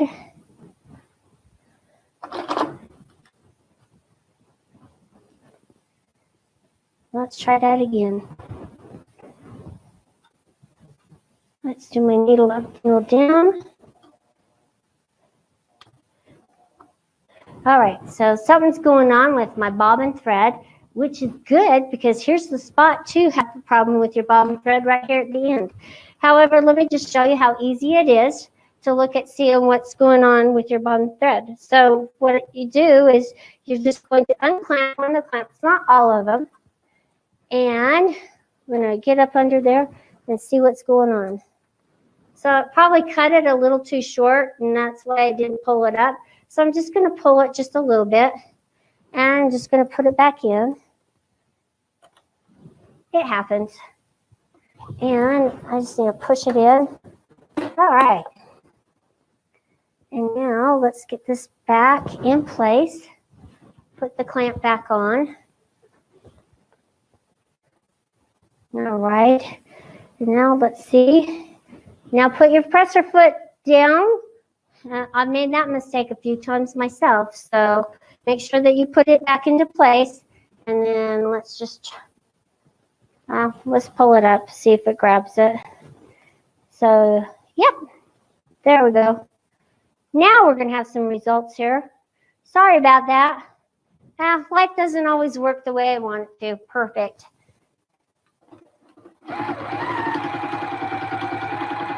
I'm just going to tack it down. Okay, so we're at the end. I'm just going to cut it. Now I'm going to move back to right here, my lowest spot, and I'm just going to kind of eyeball it. So it's along this line right here, and I'm going to watch my pattern and get to where I need to be right there. And I might have to adjust my thing just a little bit. Okay, I'm going to put my needle in the down position here, and I'm going to work from behind. Let me clamp this back into place. All right, there's my clamps. Sorry about that. Oops, put them upside down. All right, and this one right here. Okay. But I hope I'm not boring you all too much because you're seeing so much of my backside. Okay, I apologize. All right. Okay, so we have a question, and you have to make me stand up here and look at it. Okay. Okay, so Annie C says, do you use the FMQ foot with the feed dogs down? Yes, if the FMQ foot is the quilting foot or the free motion foot, or sometimes they call it the darning foot as well. And yes, you must have the feed dogs down. Some machines call for a plate to go over the feed dogs. Others, you can just position them up or down. You always need to have them down if you're doing free motion quilting of any design. So, good question. No, but the reason I did is if you decide, the question was, do you need to use leader claws with the cutie frame or any of our hoop frames? No, you don't need to use them, but they are very helpful. And let me explain to you why. When you get to the edge of your quilt, how do you quilt it if it's cut off right there? So you're going to have to make your backing and batting that much wider to accommodate that offset so that you can quilt all the way to the edge. The leaders just give you that extra little bit of fabric that you need and that you can use over and over and over again. Sorry, I had this hair. It's getting away from me. So that you can use them over and over again, and you don't have to waste any of your batting or batting. So it just, yes, you have to make it larger and wider, but not as much as if you were using the leaders with it. So just make sure that you understand that the leaders, if you don't have them, you don't want to use them, that you're going to have to make your backing and batting that much wider and longer so that you can quilt all the way to the edge of your quilt. So anyway, so now that I am on there, I'm just going to start working my way that direction. And because this design is working that direction, I hope my spacing is just going to be right on. So here we go.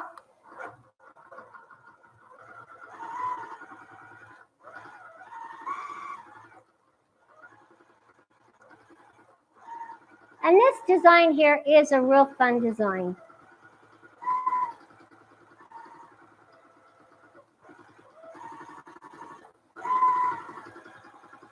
And I'm not going to go all the way across. I just wanted you to see how it is when you roll your quilt using a hoop frame.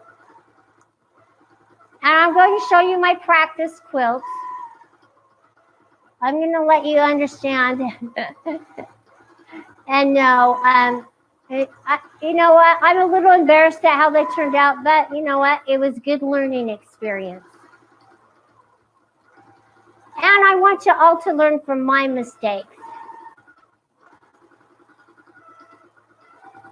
All right, I'm going to stop right there. All right, and you see how it's close, but it's going to be a nice design. So it's going to work out across my quilt, and we're going to shift it this other direction, just like I told you. But instead of leaving that clamp on, you'll these two clamps off, and then pull it that direction. So really easy, you guys, because I did all the mistakes for you. I just wanted to show you my Oopsie Boo Boo quilt before we end today, and talk to you a little bit about. Okay. So the lasers work really great. They work on any of our frames, but if you have one of our Qnique machines that takes a different laser. So just know that the laser that works with the machines is not the same that works with the domestic machines. All right. So this is my Oopsie quilt and my practice.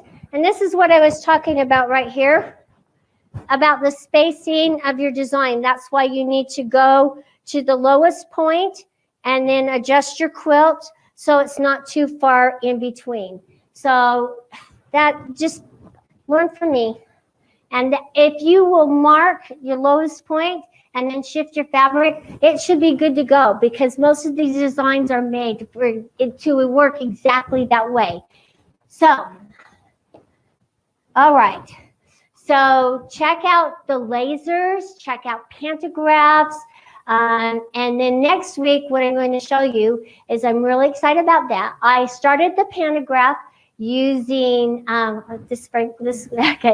I started the pantograph using the free motion and the laser, but I'm going to finish this quilt with a different design using the automation. So I'm really excited to show you the automation as well, so that you can see the two different styles, get familiar with them, and then it'll kind of educate you as to, okay, that's for me, or that's not for me, or, you know, the sky's the limit when it comes to quilting. I want you to be able to quilt how you want to quilt, and I want you to be able to feel free to make mistakes and learn from your mistakes. And so I give you permission to do whatever it takes to learn. And, you know, that's what we do. I love quilting, and I know you all do too. That's why you've joined me today. So thank you for joining me. We'll see you next week. Oh my goodness. Every time I watch Carla, I just get excited for all the amazing quilts and all the things. And I love the comments that's been going in here, right? We were talking to Carrie Lee. She's still got her cutie in the box.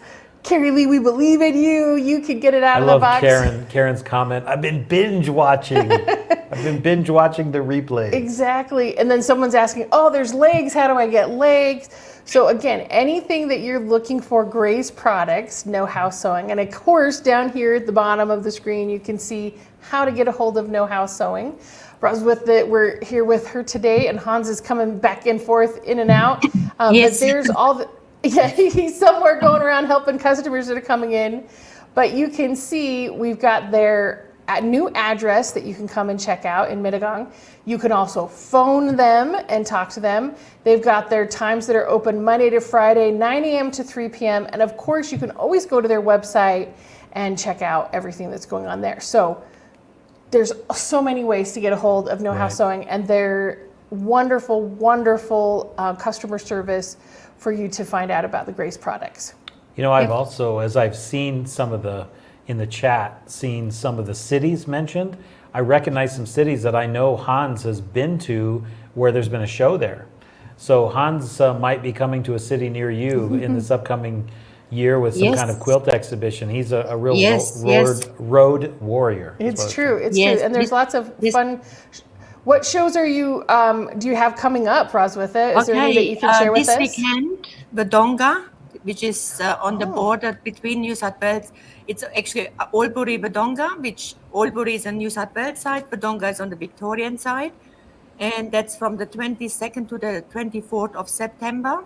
So, but on Wednesday, we pack the van again and off he goes, setting up the show on Thursday, starting Friday. Wow. Then there will be Hobart in Tasmania. And that from the 6th to the 8th of October. And the van goes on a boat with all the Grace products, gets off the boat the other side, he sets it up, and another show. And then is Ilovara, which is you can take over. Ilovara from the 27th to the 29th of October, which is close to Mittagong. It's only an hour down to the coast. It's out of Sydney, basically, southern suburbs, southern beaches. Oh, nice. Quite nice. Yeah, it's the other near in Hobart. That's a nice show as well. For whatever reason, I couldn't make it there last year. But Island Quilters, the Island Quilters are a big and a nice guild as well. They always have the product they produce is fantastic. And then they will have a quilt show in there as well. So Craft Alive is budding up with the Island Quilters. They have a nice big quilt show on the water, on the harbor there. It's fantastic. Yeah, so we still got a few more shows to go this year.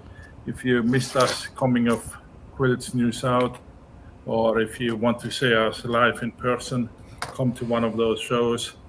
Those digital events are fantastic. You can log in from anywhere, Western Australia, United States, but even come and see us live on some of the other events. Yeah. The last one is in Gippsland, Victoria, 17th to the 19th of November.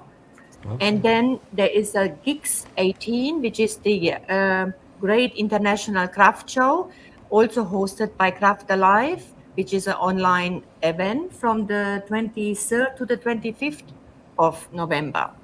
Wow. And the Great International Craft Show, we have a big giveaway from Grace Company taking place at that particular show. But I think the big event, or the message I'd like to send is, I think Australia is very unique in the fact that Hans spends as much time on the road visiting all these different cities and bringing machines, bringing frames, bringing new quilting ideas. So for those of you who are listening today and want to have a chance to interact with him, I think, could be go to Mittagong, but he could be coming to a town near you. And I think that's a really, we have dealers all over the United States, but most of them don't do that. Yeah. Most of them don't do that much traveling. So it's a unique opportunity to take advantage of Hans's experience and his background and Roswitha's knowledge as well. So and get a chance to touch and feel, like we talked previously, if you just want to see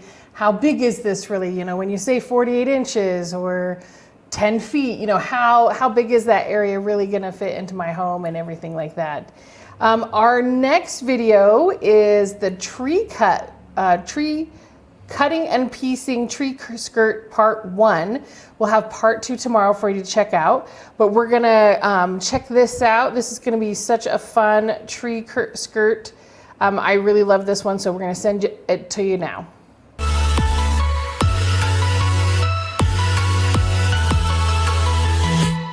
Hi everybody, welcome. Thank you for joining me for part 1 of my tree skirt and my tablecloth. So in part 2, I'm going to show you how to quilt it, but in this one, I'm going to show you how to cut it and piece it. I'm really excited because it turned out really cute. And it was a lot of fun and very easy. Even with my arm, it turned out, my husband did the cutting, so I just want you to, I will show you how to cut, but I'm not actually going to cut on this segment here. It was just 2 weeks ago, so I want to explain that I broke my arm. Dang it, wish I hadn't, but I did. And so I can't apply any pressure yet. That's the word, yet. I can't wait for the day that I can use my ergonomic cutter, and I know it will really help me as I transition into starting to cut again. And you know I can piece, because he only did the cutting. I wouldn't let him do the piecing. So anyway, let me jump in and tell you how this idea came about. I love 60-degree triangles. They are fun and so versatile. If you don't have a ruler that is a 60-degree, you need to get one, because there are so many ways that you can use it, so many designs that you can make, and this is just one of them. In an earlier segment for Tuesdays, I did a quilt called So Easy. So if you're wondering of what else you can do, you can check that video out and see what else you can do with the 60-degree triangle. But today I'm going to show you this little tree skirt. Now I did do a tablecloth as well. It's a little bigger and it's going to be a lot of fun, but I'm just going to show you on this little segment how to cut and what I did. So it all started with my little hexagon right here in the middle, and I used the 60-degree to sew them together. So as you'll notice, I was going to make it a hexagon tree skirt, but as I was piecing it together, I started changing my mind. So I decided that I wanted it to be a star-shaped rather than a hexagon. If you like the hexagon look, and it'll be a little easier to quilt, you could just continue on and add 2 extra triangles right here and right here, and make it a hexagon. And then you'll just leave this open right here and make your little circle. All right? So that's what you do to make a complete hexagon all the way around. Not hard to do at all, just a little different look. If you're going to do that, I would change the color and not make this one color so you can actually see the star. So I changed the tips. and maybe make them this gold color, whatever you want. You guys know what you like. And that's just a suggestion. So let's start out and talking about cutting out our little 60-degree triangles. So the best way to do this, because there's a little bit of waste and we want the least amount of waste as possible as we're cutting. So the best way to do it is decide what size you want your center to be. Now I cut these using the 5.5 inch on the 60 degree. So I just used this as my mark. And so when I was cutting my little triangles out, I cut out strips of fabric. Okay, you'll cut out strips of fabric and you'll use your 5.5, okay, because you want a nice straight edge. So you'll cut a nice straight edge all the way across, but then you want to go up just 1/4 of an inch higher or wider than what you're cutting, so that as you're cutting, you can go up and off and you'll have the least amount of waste because of my fabric. So you want to use both sides. So you'll cut up one side and then down the other like that, and then you can go all the way across, and then you can flip it and come back this way. So you're using your 5.5 as well. So there's not as much waste. And I will tell you in the instructions how many of each color you'll need to make your star. Notice that I did my center, the lighter gold, because I was going to cut it out because I really liked this little red fabric. And then I sewed it together so that I could cut out my circle, and I'm just going to pick right up in here after I cut it.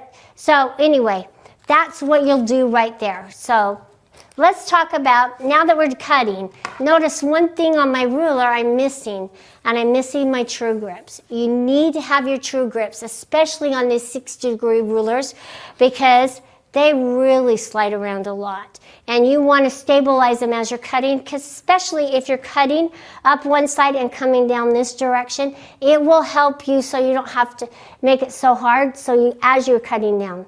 I've done it both ways, so I've gone up one side, gone over to the other side of the counter and cut it this way, but I've come back down this way, so whatever works well for you. So let's make sure that we put our true grips on, and really what you'll want to do is put one in the center and on all three sides. So I want one up here at the top, because as I'm pushing gently on the ruler, I don't want it to veer off. So this will really anchor that top point.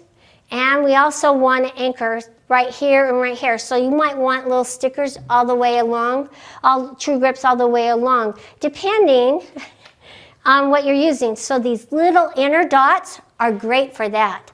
So if you wanted to put them on the number, they're clear so they don't impede the number as you're doing it. So it will really help you stay right there on as you're using it. So make sure you're using both sizes, the larger size and the smaller size. And like I said, the smaller size, I did it on that 7, but you can't even tell that I have a little true grip on there because it's clear and you can see right through it. So it's not going to diminish any of the lines, so you have clear sight and seeing all the way as you're cutting. So great product here. So don't just buy one package, buy more than one, because you will use them all the time. All right, so that's how I cut them. So I cut them in strips. Make sure you're not cutting any more than 4 layers. On this one, I like you to be a little more accurate. There are some cutting designs out there, like a log cabin or strips or like that, that can have a little bit of a variance, and you can adjust that as you're sewing. But these, we want to be as accurate as possible as we're cutting, so that it makes our piecing that much easier. And so just make sure that you do it, and always make sure that you cut your selvages off. Let me show you what it looks like when you leave your selvage on. Because like I said, I had my sweet husband, he cut, and he was trying to maximize the waste of my fabric. So he's trying to make it work. And he kept saying, yeah, you won't be able to see this, will you? Yeah, you will. So cut your selvages off before you, even though you're going to have less to work with, it's really important, okay? So now this one I can't really use, but I could use it as a smaller triangle. So I don't really want to throw it out. So you just want to make sure. He did the same thing on this one too. Had that little selvage on there. So make sure you're having a full 60-degree triangle that you're cutting. Okay, so let's talk real quick about the piecing. After you've cut them, let's talk about the piecing.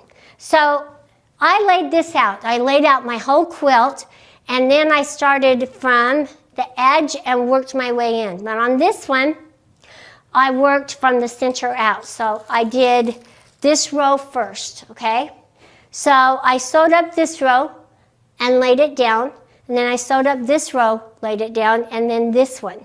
And I sewed these on after I had my little hexagon all pieced together.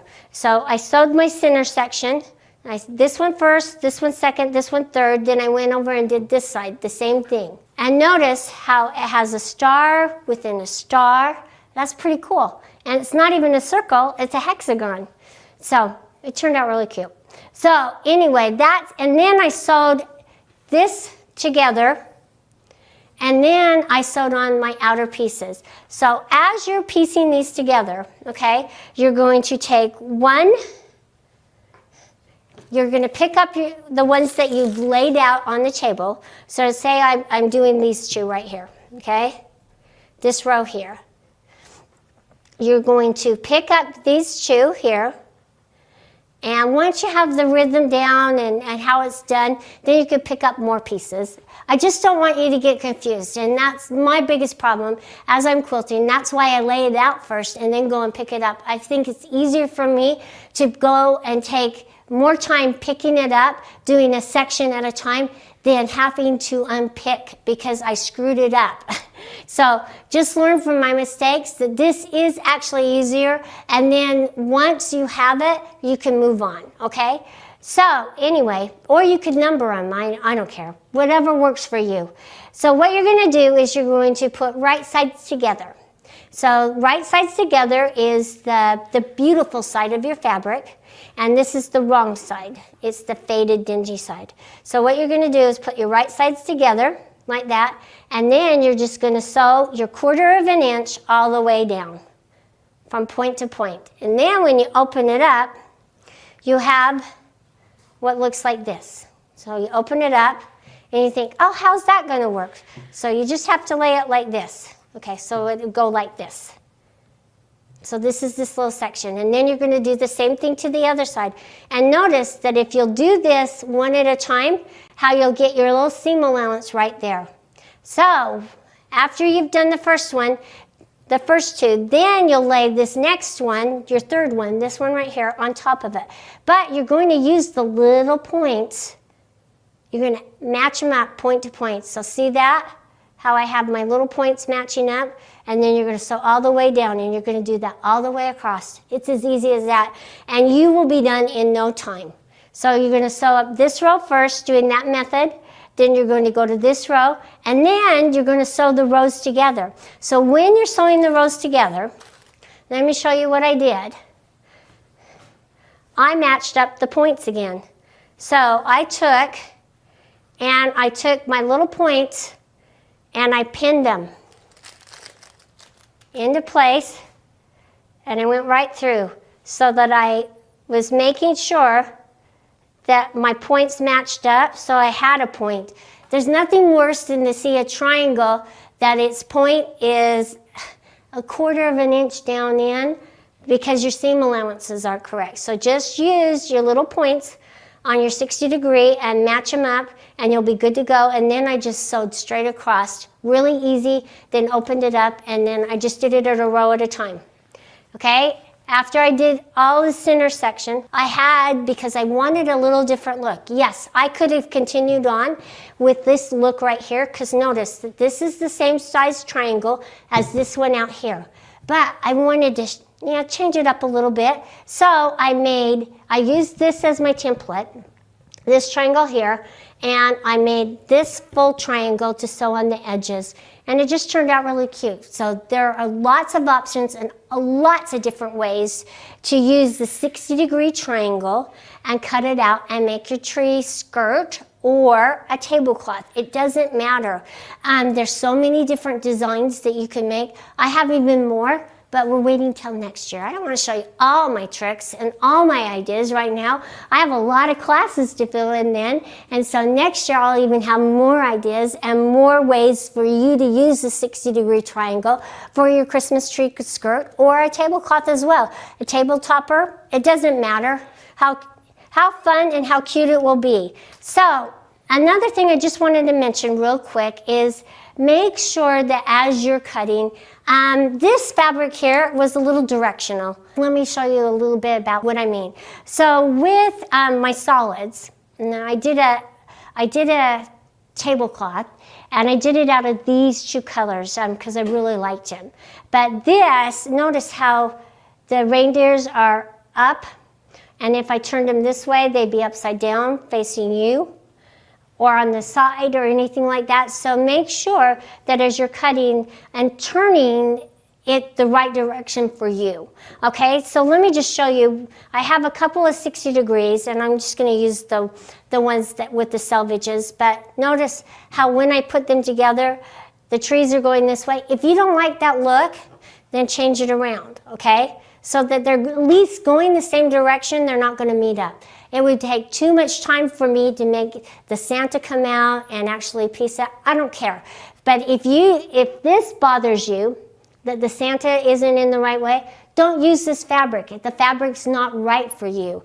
So, you know, as you're deciding on what fabrics to use, if this is going to be a problem, choose a different fabric. Maybe choose a solid, or choose something like this one here that has a smaller, denser design that you're not going to really notice what direction I have to turn it. So really important, and just something to think about for any quilt that you're quilting, is the fabric that you choose and how it will look as you're quilting. And then you can decide, hey, that's the right piece for this. But I really liked it, and it didn't bother me. But if it bothers you, don't do it, because it takes a lot more time unpicking, and it's a waste of your beautiful fabric. And fabric is too expensive to cut it out and finally decide, I can't use this because it's not the right fabric or the right designed fabric for this project. So let's just talk about this triangle here. You'll use this triangle right here as your template, because I said I did earlier because I learned, okay? But I didn't, and I thought, hey, I was being really smart, but that's just gonna be the easiest way for you to cut out this triangle and make it the right size. I tried to be really smart and do a paper template, but notice how much bigger it is. So the 60-degree triangles, trying to figure out the sizes, it's a little tricky. So just use this one with the sewn seams as your template, and you're good to go. So anyway, really excited about this. So join me at the quilting frame when I am going to show you some ideas and ways to quilt these fun tree skirt and tablecloth. I'll see you there. I hope you enjoy it. We'll have some great instructions for you, and I look forward to seeing all the ways and ideas that you have to use this fabulous tool, the 60-degree triangle, and how you would use it. So make sure that you send me your ideas and thoughts. It's Karla with a K, K-A-R-L-A, at graceframe.com. And if you have any questions, please leave a comment below. And don't forget to like, share, and subscribe. Also, follow our Instagram or visit our website at graceframe.com, or contact your local dealer. Really important. I'm Karla Jerome, and thank you for joining me here at the Grace Company. See you next time.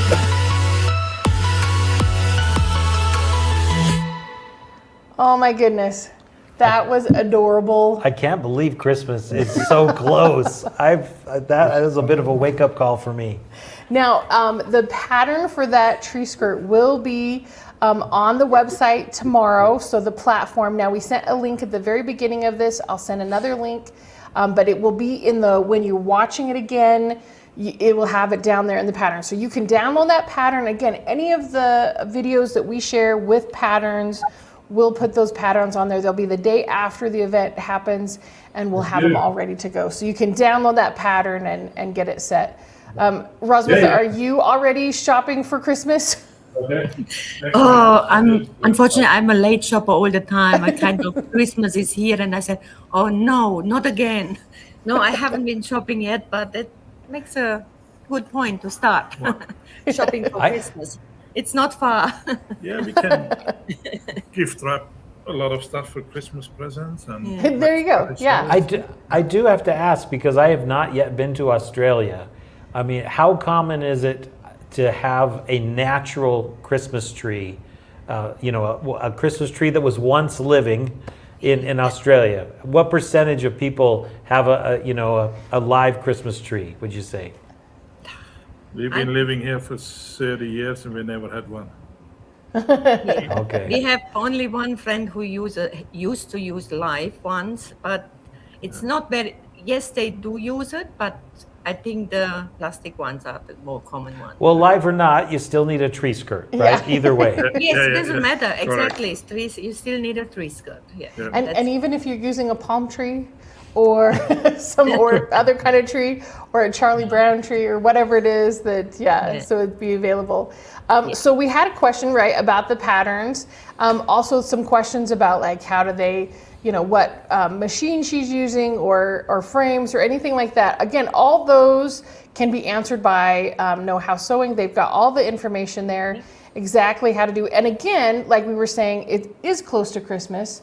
So you want those tools to get those Christmas presents ready, or you can buy the Christmas presents now with that 20% off, and then you don't have to worry about, I've got my shopping later to do. You can just get all those presents ready to go and not have to worry about that. I don't know about you, Jana, but for me, I always like to get something that I can consume at Christmas so I can maybe eat it or use it and it's gone and I don't have to find a place to store it. Yeah. Or tools. Tools. Tools that I can use to create something new. And I think quilting tools is a great example of that. Great thing to use for the holidays, help people really create something beautiful and new and impressive. So And really everything we're talking about today, even though we're talking about the Cutie or we're talking about True Cut tools, I mean, you can quilt any of that on any of the frames. Just because we're showing a Cutie with a domestic machine doesn't mean that you can't also then use your long arm and go from there. So it's not, you can also do push quilting with a lot of this. So don't think, I can only do this project because Carla did it this way, or I have to use it this way. It's not that limiting. You can contact Know How Sewing and they can help you get all of those fantastic items to be able to do those projects.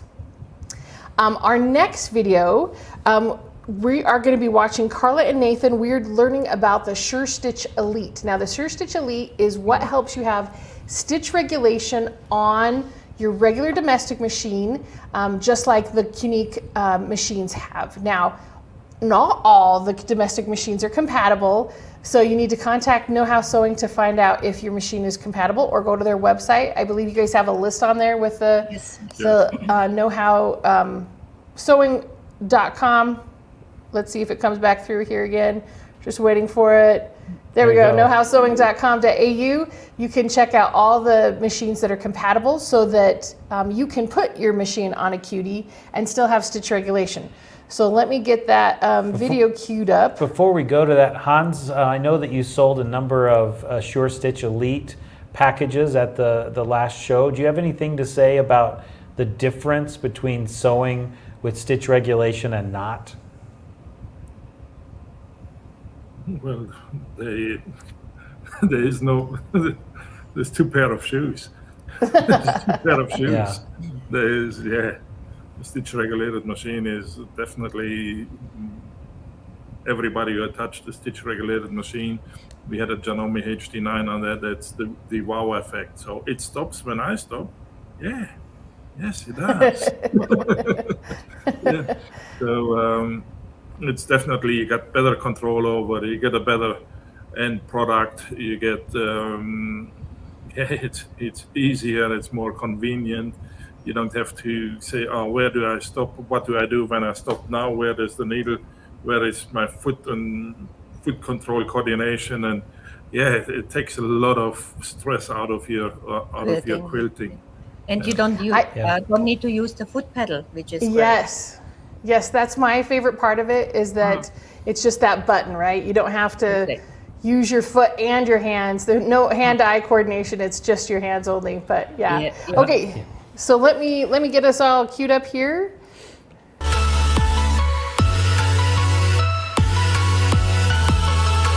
Hello everybody and welcome. Thank you for joining me today on this beautiful sunny day here in Salt Lake City, Utah. I know you're going to have a lot of great questions during this segment because I'm introducing one of our accessories that I just love, and it's our stitch regulator.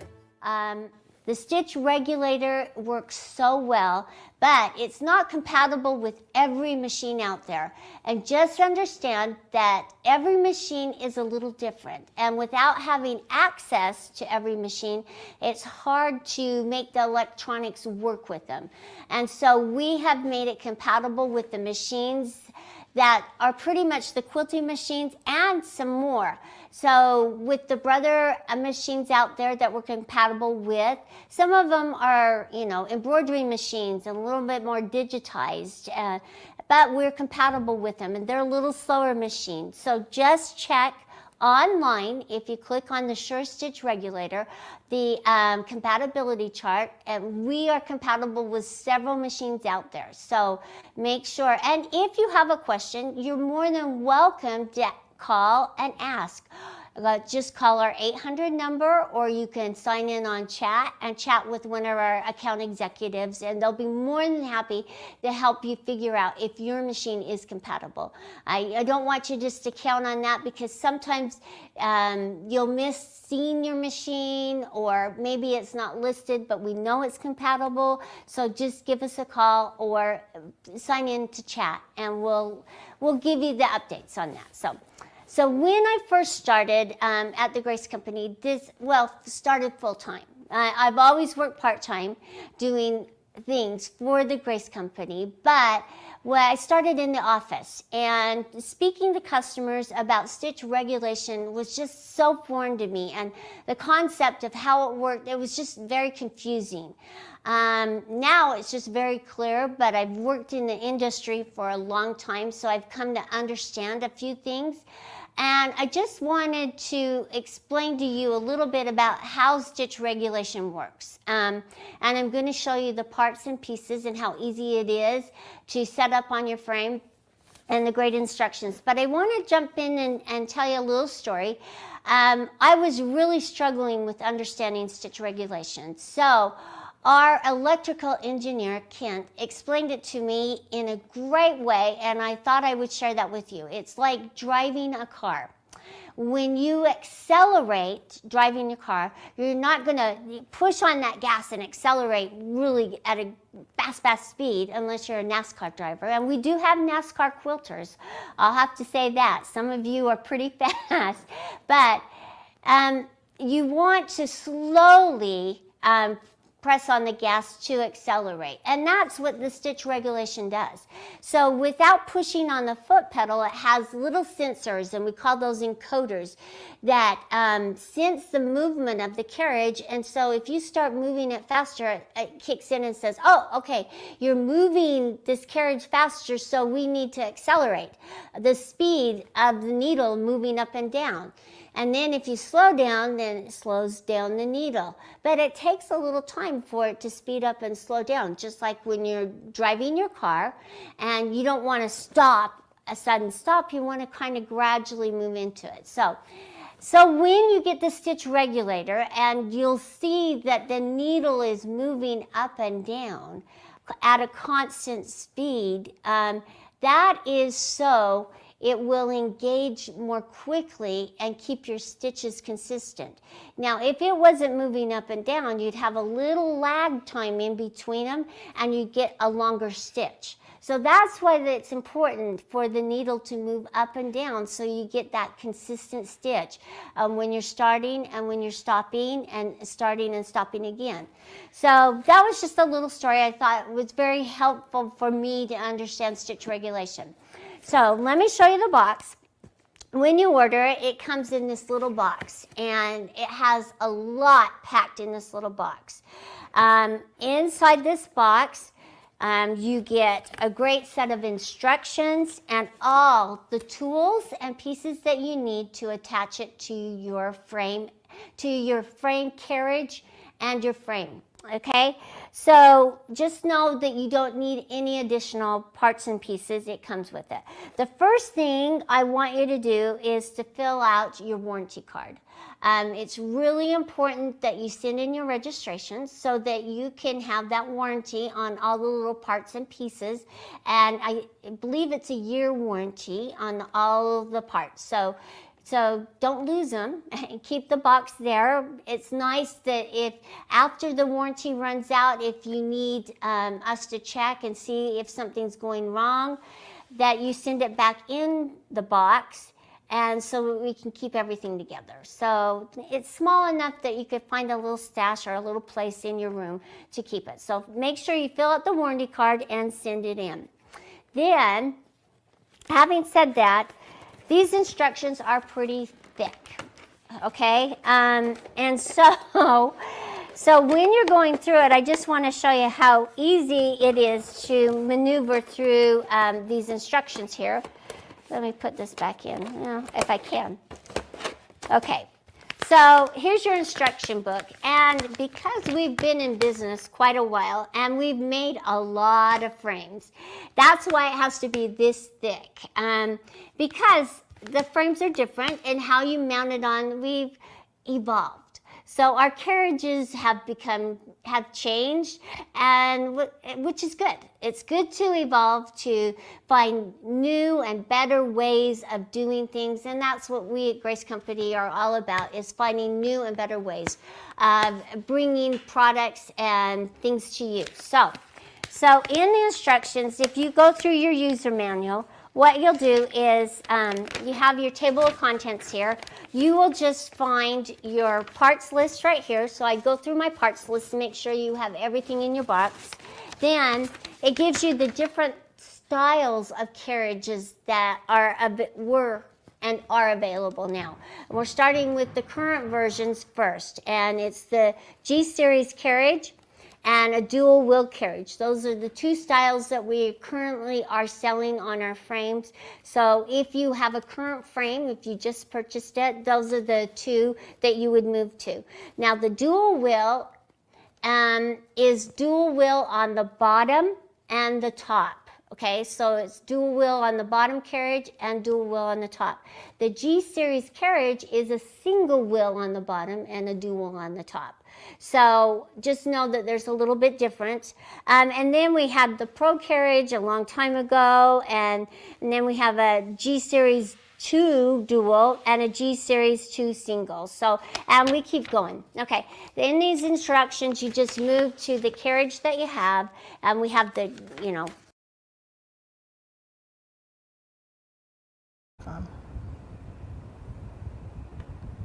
So sorry about that, everyone. That was the wrong video. I grabbed the one that was from the regular Sure Stitch, not the Sure Stitch Elite. So I'm going to get that one going here in a minute. In the meantime, what I'll do is we'll watch the TrueCut video where Carla talks about TrueCut tools to rule your projects while we get that Sure Stitch Elite up. So let me get that other one going.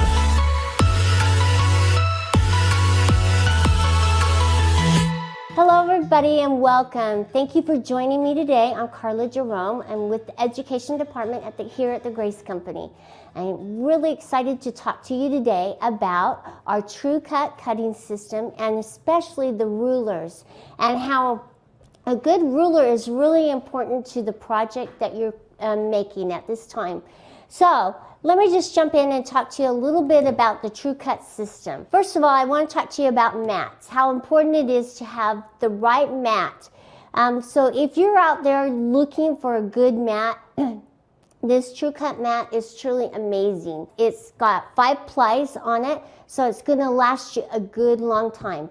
The thing to it is you don't want to leave it out in the sun. That's with any mat out there because it could warp. So don't leave it in a hot place, and you will be good to go for years to come.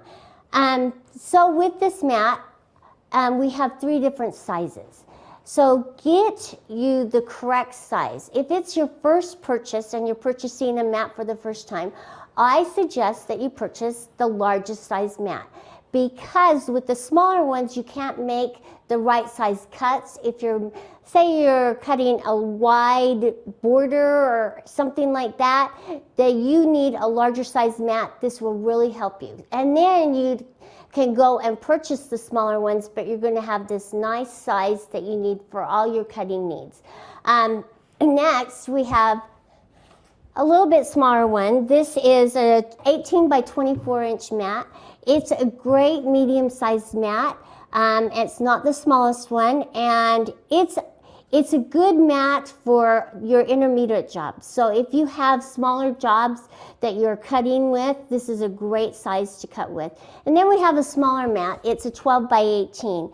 It is a great travel size mat. So if you need a mat to travel with, going from place to place to all your quilting retreats, that is a great size. The next thing to place under your mat is it's right here.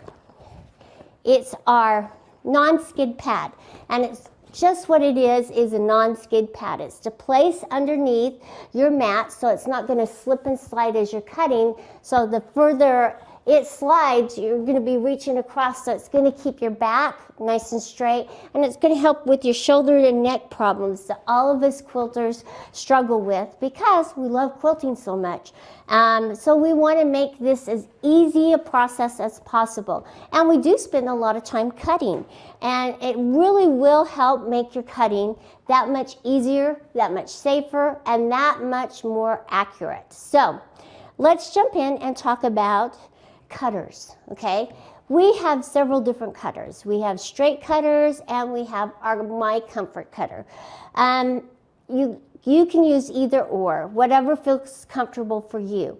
I really like the Comfort cutter because as I'm getting older, I'm starting to feel the pains in my joints a little more. I'm feeling it in my knuckles. I'm feeling it more in my wrist. I broke my wrist a long time ago, roller skating.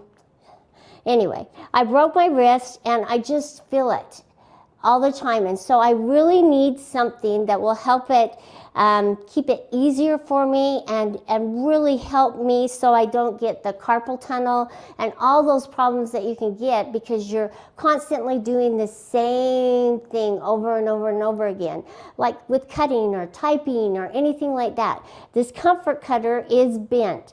And the reason that it's bent is so that it will angle your wrist and your arm and keep your shoulders nice and straight. So as you're cutting, you're just cutting nice and straight all the way across.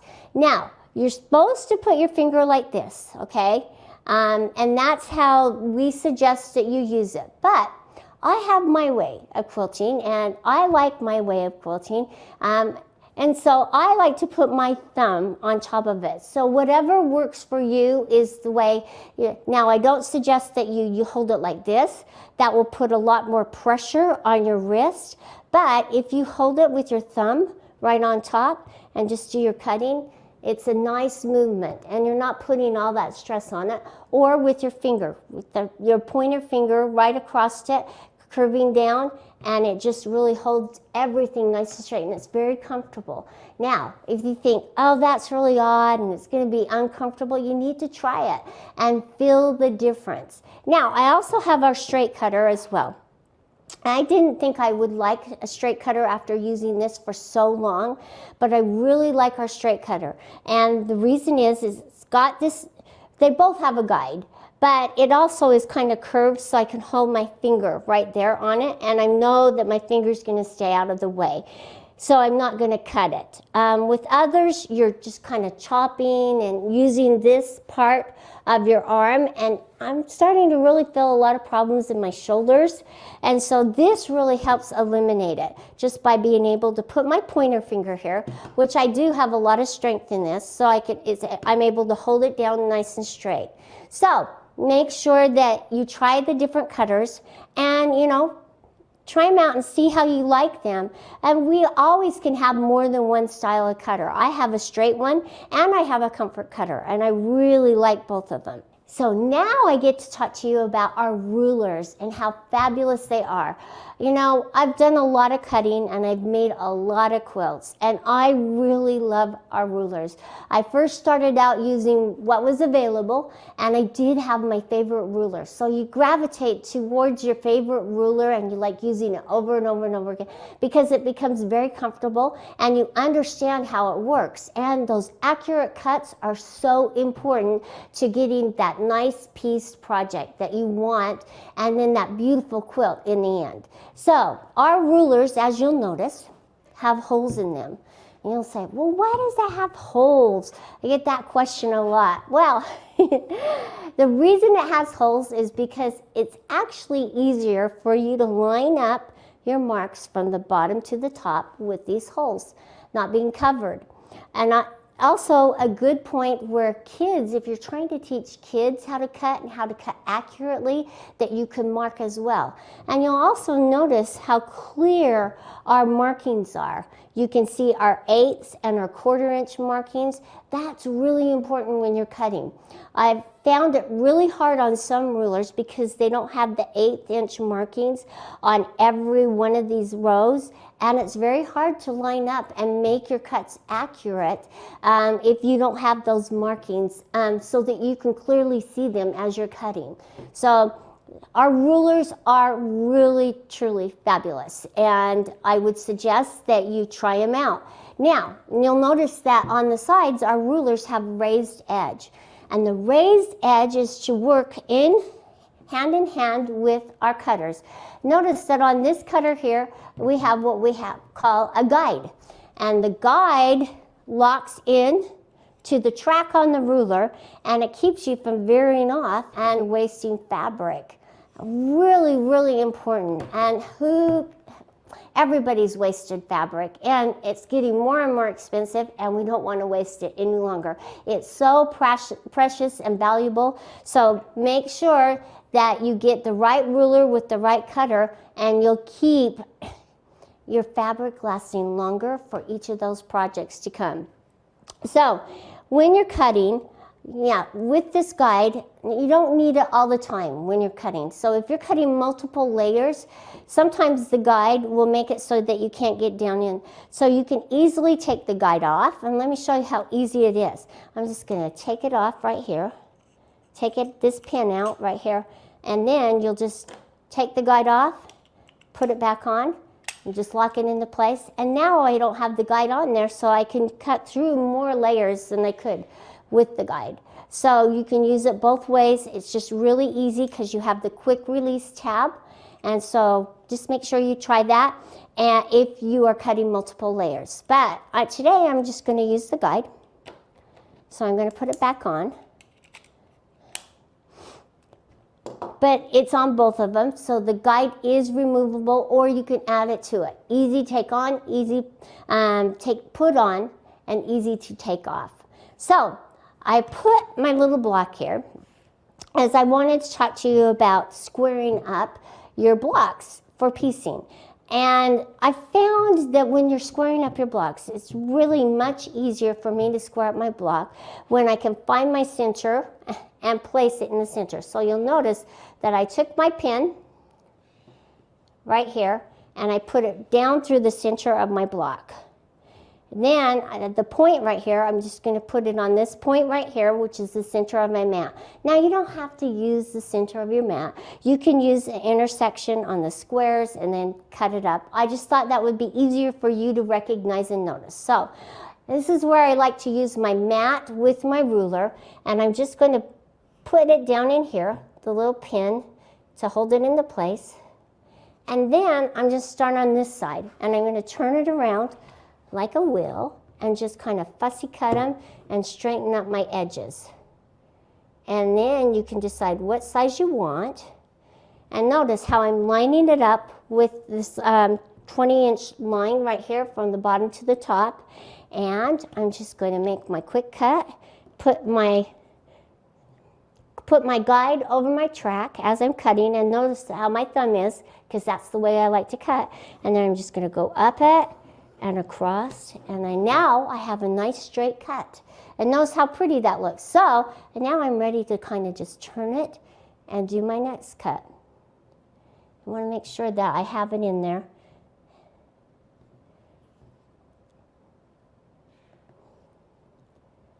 And I'm just going to line it up. So see now, this you can line up with this line right here, which is parallel. And now I can just make this cut right here. And so I'm just going to line it up again, and I'm going to go all the way around my block just to kind of square it up. So now I have two, and it just wants to keep coming off, but that's okay. It's just to help stabilize it. And there we go. So now we'll just do this one, and then we'll make our last one. And that's how I like to use my mat, is to help me square things up. Now, you can use your square rulers. Just find the center of them and square them up. And I'm going to talk to you about the different styles of rulers out there. And look, now I have my squared up little pinwheel. How much nice that was, and it wasn't hard. It was easy to square up. So let's talk about the different styles of rulers out there. So this is a great one to have. It's a kind of an all-purpose ruler. If you're getting a system right now, I suggest again the larger size mat and this larger ruler, because you can make multiple different size cuts using this nice ruler. It's a 6.5 by 24.5 inch ruler. And notice that it has the 1/2 inch on the left hand side, but you can read it up and down as well, and you can easily see the 1/8 inch markings, which are totally important. So this is a great first purchase if you're thinking of getting into quilting and wanting to purchase a ruler. Okay, so then we have, I like this I'm going to call my travel ruler, because I really like it. It's a 3 by 18 inch ruler. It's not really long, so it's going to travel really well, and they won't break on you. So this is a great travel ruler, and also I kind of just like this ruler if I'm doing small cuts and not a lot of fabric. So this is a handy one to have around.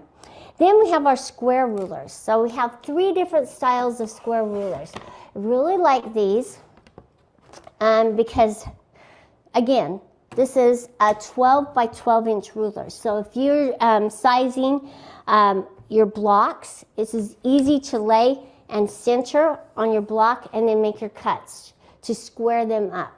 So it's a great one to have for those larger size blocks. Then we have a 9 by 9, a 9.5 by 9.5, sorry, that work for those kind of medium sized blocks. And then we have our 6.5 by 6.5, which works really well for those smaller ones. So these are great squaring up rulers, and also you can read and you can see. So if you have a smaller block that you need an 1/8 inch or something like that cut, or a piece cut like that, then you can easily line them up and cut. Notice that you have the diagonal, so you can make your triangles as well. So these are great multi-purpose rulers, and you know what? You could never have enough rulers. I mean, and rulers that you really love. So it's really important to use the correct ruler for the project that you're working on. Now we have, this is a great travel one as well. This is our 6.5 by 12.5 inch ruler. And notice that all of them have this track so that it works with the cutter and the guide. This is it's not as tall, so it can easily travel with you as well, but it gives you more width when you're cutting a little bit wider than the 3x18. Now I want to talk to you about our 3 new rulers, which I really love, and I've used them, and they're so much fun. There's so many different designs and patterns you can make. And notice this is our 90-degree triangle, and how it has the markings so you can easily line up and cut. And then also has the track on it so you can turn and cut. All these rulers, you'll need a very important product that we make. It's our #1 bestseller. It's our True Grips. And the True Grips will keep those rulers from slipping and sliding as you're cutting. So make sure you purchase the True Grips and that complete system. This is our kite ruler, which is great for making multiple designs. It's a lot of fun. And notice that how we have our nice markings. We have our blue and we have a dominant 1/4 inch. So notice that they're easily seen, and you can cut your measurements exactly the right size. And then one of my favorites, the 60-degree. There's so many designs out there that you can make with a 60-degree ruler. And it's so easy to measure and cut with. From really small 60-degree triangles to larger sizes. So these are 3 new rulers that are out there that are a must for any quilter who wants to kind of change up from their old way of quilting and try something new. Now, let me talk to you about the quilts that I've made using, and I'll tell you what rulers I used, okay? So this is a cute little baby quilt that I made, and I got it all quilted up, but it has just straight lines. And notice, I just made the cuts with my 6.5 by 24.5 inch ruler here. And it's just a fun little baby quilt that I was able to just quickly make. But it was just using strips of leftover fabric as well. So I was able to square them up and get them the right size. And now it's going to make a nice little gift for somebody. Now, here's another quilt that I made. And this is just squares. These are, I think I made these 6.5 inch squares, so I could just use the 6.5 inch ruler and just pull it down and make some cuts. So that's all it is. It's just little scraps of flannel put together and then sewn and quilted. And it's so soft and so much fun. And it went together so quick and so easy. And then you can get to the real fun part. After all the piecing's done, some quilts come together a little faster than others because you're really enjoying the process, and some are a little more arduous and a little harder to get through. So we want to make it all as enjoyable as possible so we can break through them. Now, this is one that I made using the 90-degree ruler. And so what I did is I just sewed strips of fabric and in colors that gradually, fade into each other, a little brighter, a little less bright. And so then I just used this, and I had my gray right here at the tip, and I just cut this out. And notice I did it the correct size, how easy it was just to line it up and then cut and making my 1/4 inch marks so I could just sew them all together. This was a really fun quilt to make using that ruler. This here has multiple pieces. So again, I used my 6.5 by 24.5. But I also used our rulers to make these designs when I was quilting. Because our rulers have the edge on them, I was able to use my ruler foot right along the edge and have it right along the edge and make my designs. So it was a lot of fun to use. So our rulers have multiple uses, and I use them all the time when I'm machine quilting. So this was a lot of fun. See all the pretty designs I was able to make using our ruler and my ruler foot. So notice that I did them on the edges and I filled them in with fillers. So multiple uses. Now I found even more. I mean, you wouldn't have known that you could use our rulers for machine quilting. And notice how I did the little, I call them tiger eyes right here. and little crazy tiger eyes along there. It was a lot of fun. It was a lot of fun experimenting, and now we're selling the rulers to go with a ruler kit. So who knew? I was the mother of invention on that one. So anyway, here's another one. This is a variation of this quilt here. It's just done with different colors. I call it the kaleidoscope. It's a lot of fun because I used the 90-degree ruler again to cut them all out. But look, it's kind of psychedelic. It's a little trippy on this one. But I never like to make the same quilt twice. So to make it a different quilt, I just threw in different colors so I won't get bored. I get bored easily. But notice, here's the triangle right here. And I just used the 2 different colors. Yes, I did the same thing, but it's not as bright, just a little different. So that is that, using that 90-degree. Then this little baby bubble quilt, so soft, so fun. I used my 6.5 by 24.5. But with this one here, I found a new way of quilting, and it's called strip quilting. And I used my machine and my frame, and then I stuffed each of these as I strip quilted them along. This is a lot of fun to make and do, and went together really, really easy. And instead of spending hours cutting and then stuffing and then sewing, it took no time whatsoever. And it's just a fun, soft little baby quilt. Now, I didn't show you the circle cutter, but when we came out with the circle cutter, and I know you've probably seen this quilt before, it's my circle cutter quilt because I wanted to try it and I wanted to make a circle quilt. So I cut out with the circle cutter, I appliqued all of these on, and then I machine quilted it. It's just a fun quilt with lots of circles on it. So, you know, hopefully you'll be inspired and you'll come up with your own way of quilting and your own techniques. And then this one here is my 60-degree ruler. This is pretty cool. This is my So Easy quilt.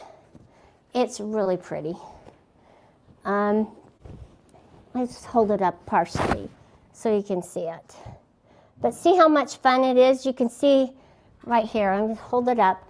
I'm going to show you the 60-degree ruler that I used right here. All of these are 60 degree. I just strip pieced them and then I cut them. And then I sewed them together. It came together. It looks really complicated, but it's so easy to make. So that's why it's called So Easy. And last but not least, my kite. So let me fold this up really quick. And here's the kite ruler. So I'm not going to unfold this all the way, but you'll notice the little kite right here and the little insert that I used to make it. So it just went together really easy, really quick, and I was able to just use the automation and quickly. This came together so quick and so easy. So just know that there's a ruler out there with your name on it, with a project that's just waiting for you to make. And I just hope that I've inspired you and just let you know how much I really, truly enjoy using our products, our TrueCut products, and how they have helped me become a better quilter. I'm using them, and they have all my fingers. I don't have a lot of cuts on them. and they've really helped me hone in and develop my skills as a quilter, which I really appreciate. So make sure that as you're looking, that you get the right ruler for the right project. And it doesn't matter if you have multiple rulers. They're always needed, and you may not use it for a while, but you always go back to that one that you love. Thank you for joining me today. I really appreciate it, and I've had a blast showing you all the fun things that I've made using our TrueCut rulers, mats, and cutters. If you have any questions, please leave a comment below, and don't forget to like, share, and subscribe. Also, follow our Instagram and visit our website at graceframe.com or contact your local dealer. I'm Carla Jerome, and thank you for joining me here at the Grace Company. See you next time.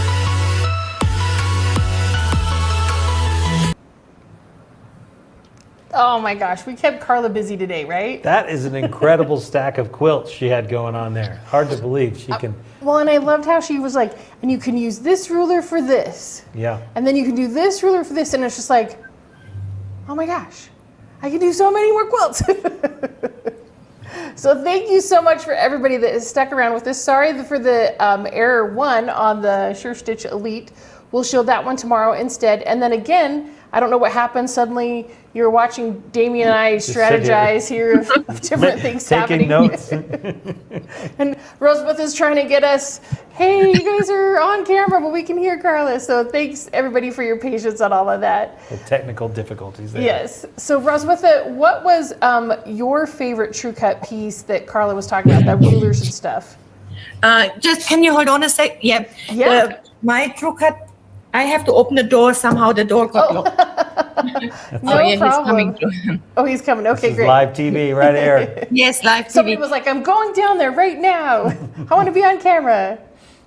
Actually, that little ruler Carla used, which is from the Perfect Ruler Kit, that's a really great tool. And it also can be found in the travel kit, the little ruler. Yes, the 3x8. And Yeah, actually, yes. announcing today, we can actually order that separately. You don't have to get it in the Quilt Perfect. Oh, Yes. Our customer will be really happy.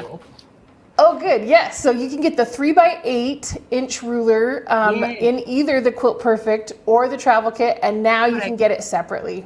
Oh, that will be great news. So when can we have it in Australia? Anytime you want to order it, we can get it there. Excellent, will do. All right. Yeah, that's great Just heard news. it. Yeah. So Yeah. yes, so my favorite is the kite ruler, where it has the right angle, the 60 degree, and the 120 degree. So you get all the different rulers, all the different triangle rulers there set together. I think that one's really fun. Yeah, I can't believe how many projects that Carla was able to produce using those rulers. It really shows the Yes, flexibility of yeah. those tools.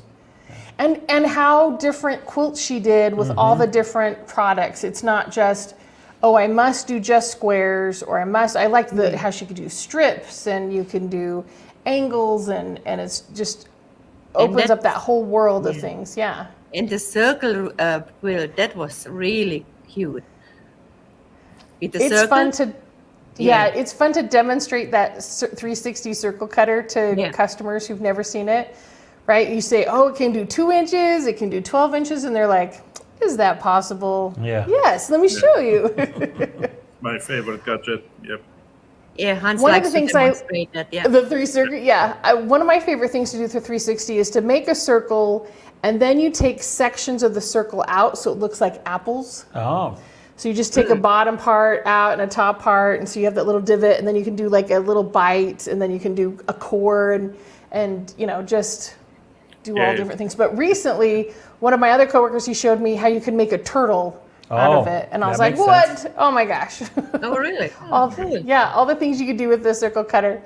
Well, we have a giveaway for the True Cut Travel Kit. Now, this winner, they will win the True Cut Travel Kit. You can see it there with the small mat, and then Hans has his so we can show it to you. This one is fantastic. It comes with a postage stamp pincushion pattern. I don't know if you've seen the postage stamps. It was a specific quilt block. okay. And so now we have a pincushion pattern, so they Very can make cool. that. Comes with a 28 millimeter straight cutter, the 3x8 ruler, marking tools. It has a fabulous stitch seam ripper. It's got this little rubber thing on the end that when you Yeah, pull off the perfect in needles. Australia. We don't use that here. Oh, you don't use it. You just We have are perfect perfect. stitches all the time. No mistakes. No In that mistakes. part, and then it's got like the board where it's got the like sandpaper on it, so you can put your patterns. Nice. It's got a little small perfect travel kit. I mean, it's so much fun. I love that it's just a nice kit so that you can just Circle cutter, yeah. put on there. Yeah, there's your circles, so you can put it on there. So of course we have someone who is pre-registered now. If you haven't pre-registered for the event, you can go to the platform. It was at the beginning of the event, and I'll put one in at the end so that we can get the event. You can pre-register. Again, all our prizes are pre-registered prizes. So that is how you get to be part of the event or the giveaways. You just put your information on there, register for the platform, and you'll get into the drawing as well. I noticed just a couple of comments here. Roxanne, Tony says, I have that little ruler and it's amazing.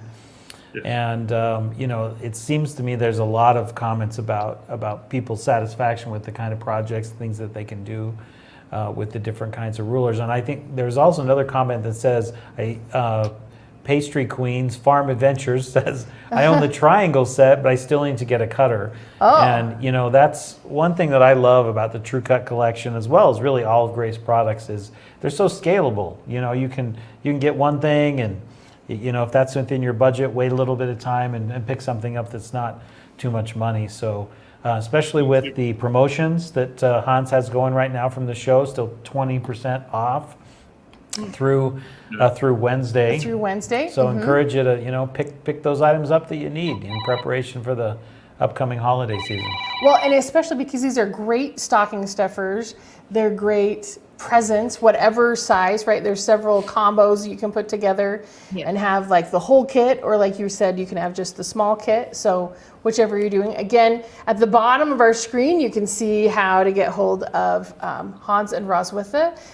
They are open Monday to Friday, 9 a.m. to 3 p.m. by appointment. You can call them on phone. You can go to their website, and you can just come and visit them in Mittagong. So before we do our travel kit, I just wanted to let you know we'll be back tomorrow from the past for us and the future in Australia.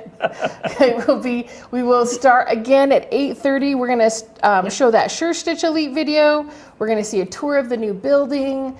We're going to have some other fun quilt patterns that we're going to talk about. We're also going to have the second part of that tree skirt, and we'll learn about some other, of course, have giveaways. You bet. So we'll have all that going on. Yeah. So if we could have a drum roll, please, on our travel kit. Andrea Booker, congratulations. Congratulations, Andrea. And Roswitha will get all the information so we can get you that over to you. And anything you guys want to finish off with? Looking forward to see you all tomorrow. Yeah. Thanks so much for everybody for being here. And Hans and Roswitha, we'll see you tomorrow. All right. Bye, everybody. Better go and vacuum the place. Yep. Okay.